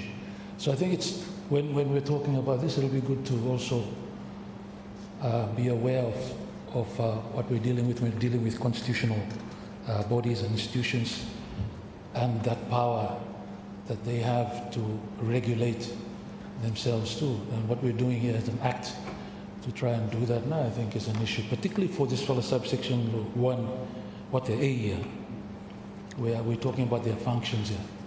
Maybe if we're talking about some other resource, human resources, maybe that might be okay, but the idea that we are now starting to dig into something that, some of us feel that it's a constitutional issue, that might be a dangerous path for us to start taking, for law to start to ask or request. And then if you read on here, Mr. Chair, in terms of what happens later, is that the minister, if there's a review, that report must be given, must now, some word here, simple English here, must lo there man. I mean to the PSC. These are hard languages that you're asking a constitutional office that is regulated by the Constitution, and then having an act trying to intervene in that. So I think for us in our discussions here, I think it's helpful for us to also look at 137 of the Constitution and see what it says there as well in terms of commissions that are set up by the Constitution and how they are regulated. Thank you, Chair. Thank you, Honourable MP for East Harare. Honourable Attorney General. Thank you, Mr. Chairman, and thank you, MP, for East Harare for that insight. That one, contrary to the session, basically what Section 36 does is him providing it's a statutory infrastructure for the Public Service Commission to exercise oversight of its own delegates, fully consistent with Section 1162 Talem. Okay, so if you step back, you should look in that. Okay, it essentially empowers Public Service Commission from conduct reviews of its own operations, HR practices, in public service generally, and it enables it to advise and recommend improvements in HR management. What it does not do is him not confer him any additional or different power upon law of appointment or discipline, or him in any way alter him delegation powers blame law under the Constitution. So in that sense, there is no conflict within Constitution. Okay, if I may, as you tell me earlier on, 116 him vest him exclusive authority the public service in terms of appointments, removal, disciplinary control. So in light of that, Public Service Commission is the sole appointing and disciplinary authority for public officers. So now that for him became clear, except where Constitution himself for other police and other teachers. Okay, so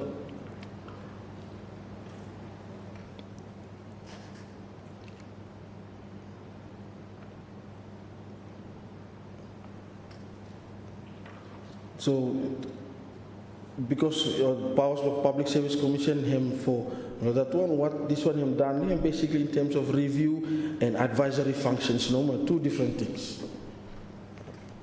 One is the actual power of doing removal, appointment, discipline. This one and basically just review and advisory function. They're two different and distinct functions. So there's no conflict. There's no constitutional conflict in this sense, and but then there's still also that discretion law commission. He still says, no, I don't want to do it. I don't want to exercise that function. I don't want. That's entirely up to the commission. Thank you, Mr. Chair. Thank you, Honorable Attorney General. Honorable MP for Central Honiara. Thank you, sir. Me was listening very carefully to the advice given by the AG, but some part also new life will make him ruling more. Lower travel issue. Maybe you keep it just to advisory number, AG, because this is Parliament, I think we need to protect the Constitution and the intent of the Constitution, not the interpretation that anyone can make him normal or this chamber. What the Constitution him, I mean the function of advisory, for instance, just to give advice and advisory. That's not a function that is given by the Constitution to the Commission here. That is not the function that is, in my view. I mean, me no reading law anywhere the Constitution we tell him that the PAC has been given that responsibility by the Constitution for him advise him now. Anybody, including the public service or the minister or whoever, him got a normal function number. And that function is one that you have actually put him now longer, sub-clause 1, clause 1, clause 36, sub-clause 1, a year, That's the part that, if you in my view, if we hold it, and then you try for apply him now, sub-clause 2 and 3, I think we will run against what not the Constitution in Talem. And in my view, we need to protect him now, what now the intent of the Constitution. I don't think just by way of a question that you may run lawyer, raise him on issue no more, and then the rule, someone seems to express some kind of a ruling on it. I don't think that is right, Mr. Chairman. I don't think that is right. We need to fall back on what now the intent of the Constitution. We will still have that problem of clause 37 and 36 here. 38 here. Where even to require the Commission to give the report to the Minister for him to table him lawyer. Where the Constitution now? Where the Constitution? That is not what the Constitution means. Requiring the Commission for doing here. So that part too was, coming back to what is being constitutionalized is the function of the Commission. I think you may need for really protect him. That's my submission, but you've all got a number for what him out. No, you will me as well. I'm right number. You go ahead to learn number. Thank you, Chair. Thank you, Honorable MP for Central Honiara.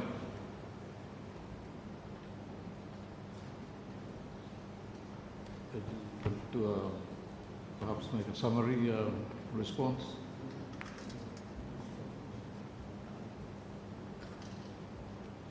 Before I put a question. Thank you, Mr. Chairman. As opposed to making a ruling, not making a ruling, it's basically a legal opinion, putting in that there's no constitutional, you may say, contravention in this case. However, if I'm passed, then there is a contravention, then the courts are there for that matter. But as it is now, we're still debating. There's no contravention, so no, we cannot be making any ruling at this point in time. And you by himself rule law, factual law too. So, but coming back to the point in hand and what the position is in terms of this one, there is no direct conflict with what Section 116 of the Constitution in Talem, within Section 36.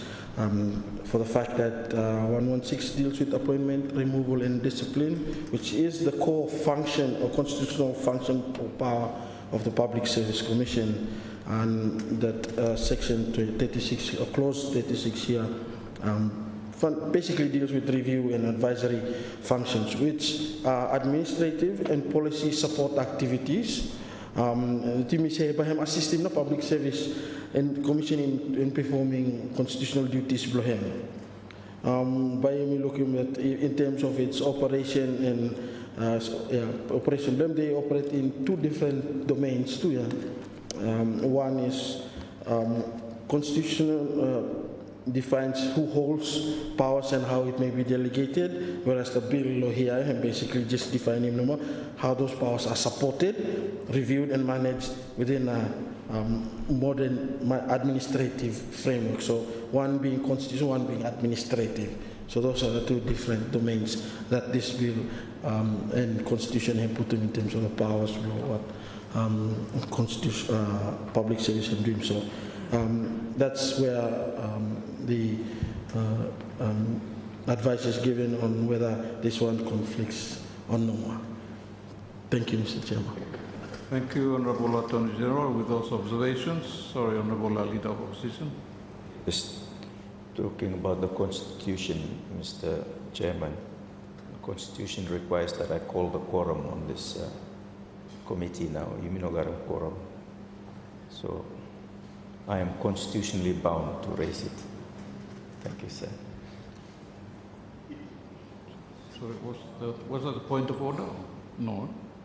Take it any way you like, but okay. I'll raise the matter of quorum. And therefore, I will put the question, and the question is that clause 36. Chairman, you cannot, once the question of quorum is raised, then proceedings of committee would have to be interrupted and Parliament would have to wait 15 minutes, and then no more now, you mean adjournment. Unfortunately, my interpretation of Standing Order 12 is when we start to review, coming for a meeting and we don't have a quorum, then of course it can be raised. But I'm not sure whether it has been invoked before, where in the proceedings of a meeting and suddenly the numbers return and you bring up a point of a quorum. I'm not sure, unless it has been done before. So there's a precedence I can go by. Your own precedent, Mr. Chairman, you have suspended committee before, and not just you, your predecessors too, when quorum is raised, especially when we're voting law. At each vote, always have a sit down outside, time you may discuss question to and fro, but time of vote, you must get a quorum in. And we don't have a quorum, and I have raised the question of quorum, and therefore you are duty bound. Well, first of all, quorum for a vote or quorum for a Parliament to continue with its proceedings?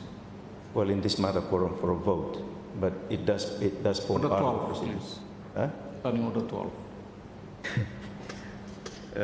Well, you are the Lord in this house, but you decide come. But if you decide any other way, you go against your own orders where you must keep him.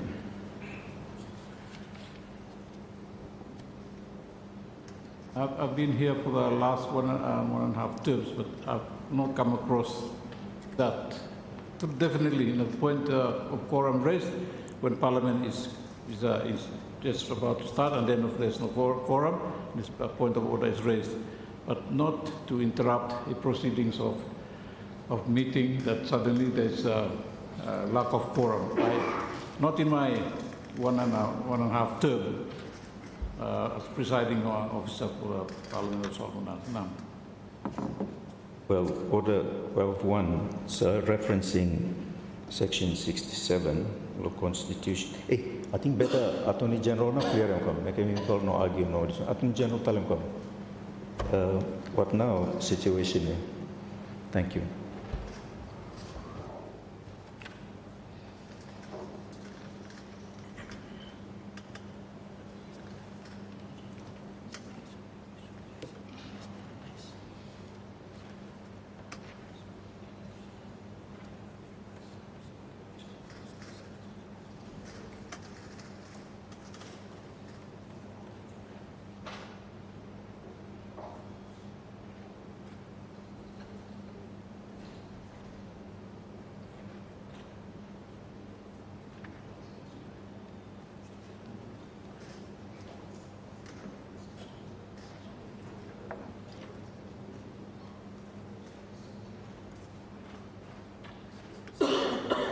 Chairman, Section 67 of the Constitution, clear no more. If objection is taken by any member of Parliament present, you mean fulfill him now that if is no longer an if, it's happened, I have taken objection, I have no problem with that. It's the timing of the raising of the point of order. Well, I'm implied here. Any time no more during proceedings of Parliament, no restricting time. This is a right of a member of Parliament during any proceedings, any part of proceedings, whether committee or in other proceedings of Parliament. And then 13.8.12.1a, clear reference to quorum of Parliament and of a committee of the whole House. So, Minosa, how do you get out of this one? You have no power to go outside of the Constitution and Order 12.1. Okay, point taken. The issue here is you only raise it because of the just about time for me to call the vote on this particular clause. But the House was already without a quorum even before it came to this clause. Good point, Mr. Speaker. Very good point. So why did you not raise it earlier? Because me is looking now this time, me count, oh, me no quorum. All this while, me thinking me quorum no. But me no quorum now. At any point under Section 67 can be raised. Whether me remember to raise in time no any quorum or me forget, 67 doesn't matter. Whenever a member raises it, it becomes a matter. Okay, thank you. We'll leave to the, you can take the matter to court, but I'm going to make a ruling here. Well, let's perhaps allow the Attorney General to clarify the law with regards to matter, then you make a ruling guided by that advice.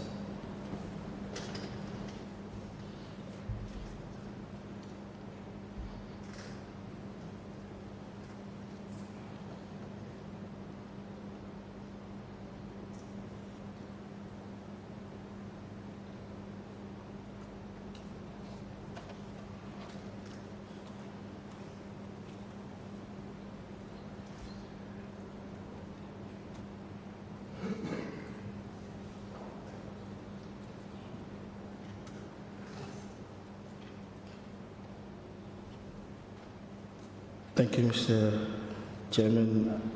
I think in terms of quorum, I would agree with the leader of opposition that Constitution him not tell him actually which time, so him no prescribe that only there is raising quorum no certain times. Him just put in blank no say that if objection is taken by any member present during the meeting, present that there is less than half, then you need to ascertain within that interval where standing orders and requirements. So in this case, I think it's 15 minutes or 5 minutes? 15 minutes. Yes. So, thank you, Mr. Chairman. The only standoff here is what I said. It was called because when we voted on the clause 35, there was already no quorum. Of course. That's why I was surprised you raised it on clause 36 when we voted on clause 35, when the numbers was not even here. Well, hurrah for you, but I'm just duty bound to do it now. So get over it. I mean, it's just, I mean, I don't know why. There was a lot of exchange on this clause 36, right? So even if we put it off and we come back and we'll go through clause 36, sorry, Honorable Attorney General? If I may just add, put some clarification. Maybe on the issue of quorum is not an issue until it is raised. Time is, I think, not an issue, so the passage of that can go on. But once it is raised as an issue, then we must deal with it. So, thank you, Mr. Chair. Thank you, Honorable Attorney General. Yes, okay. I'll use that as a reason for. It will be the first time, but I think when go to Hansen. I can search it up. Tomorrow you give it to me. Oh, tonight. Tomorrow for what? No, on public here, not private. Oh yeah, but you go research himself. You have staff. No. You're being unreasonable. No. raise it on the floor of Parliament, you have to show it on the floor of Parliament. Constitution requires you to act, and that's all you need to do. You're not above the I Constitution. suspend the proceedings of the committee in the interim, and the House will resume.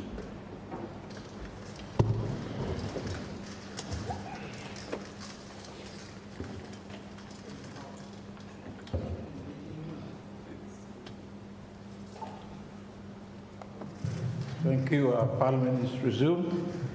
And in accordance with our earlier resolution today, in accordance with that resolution, I shall now adjourn Parliament until 9:30 a.m. on Thursday, 23rd October. Thank you.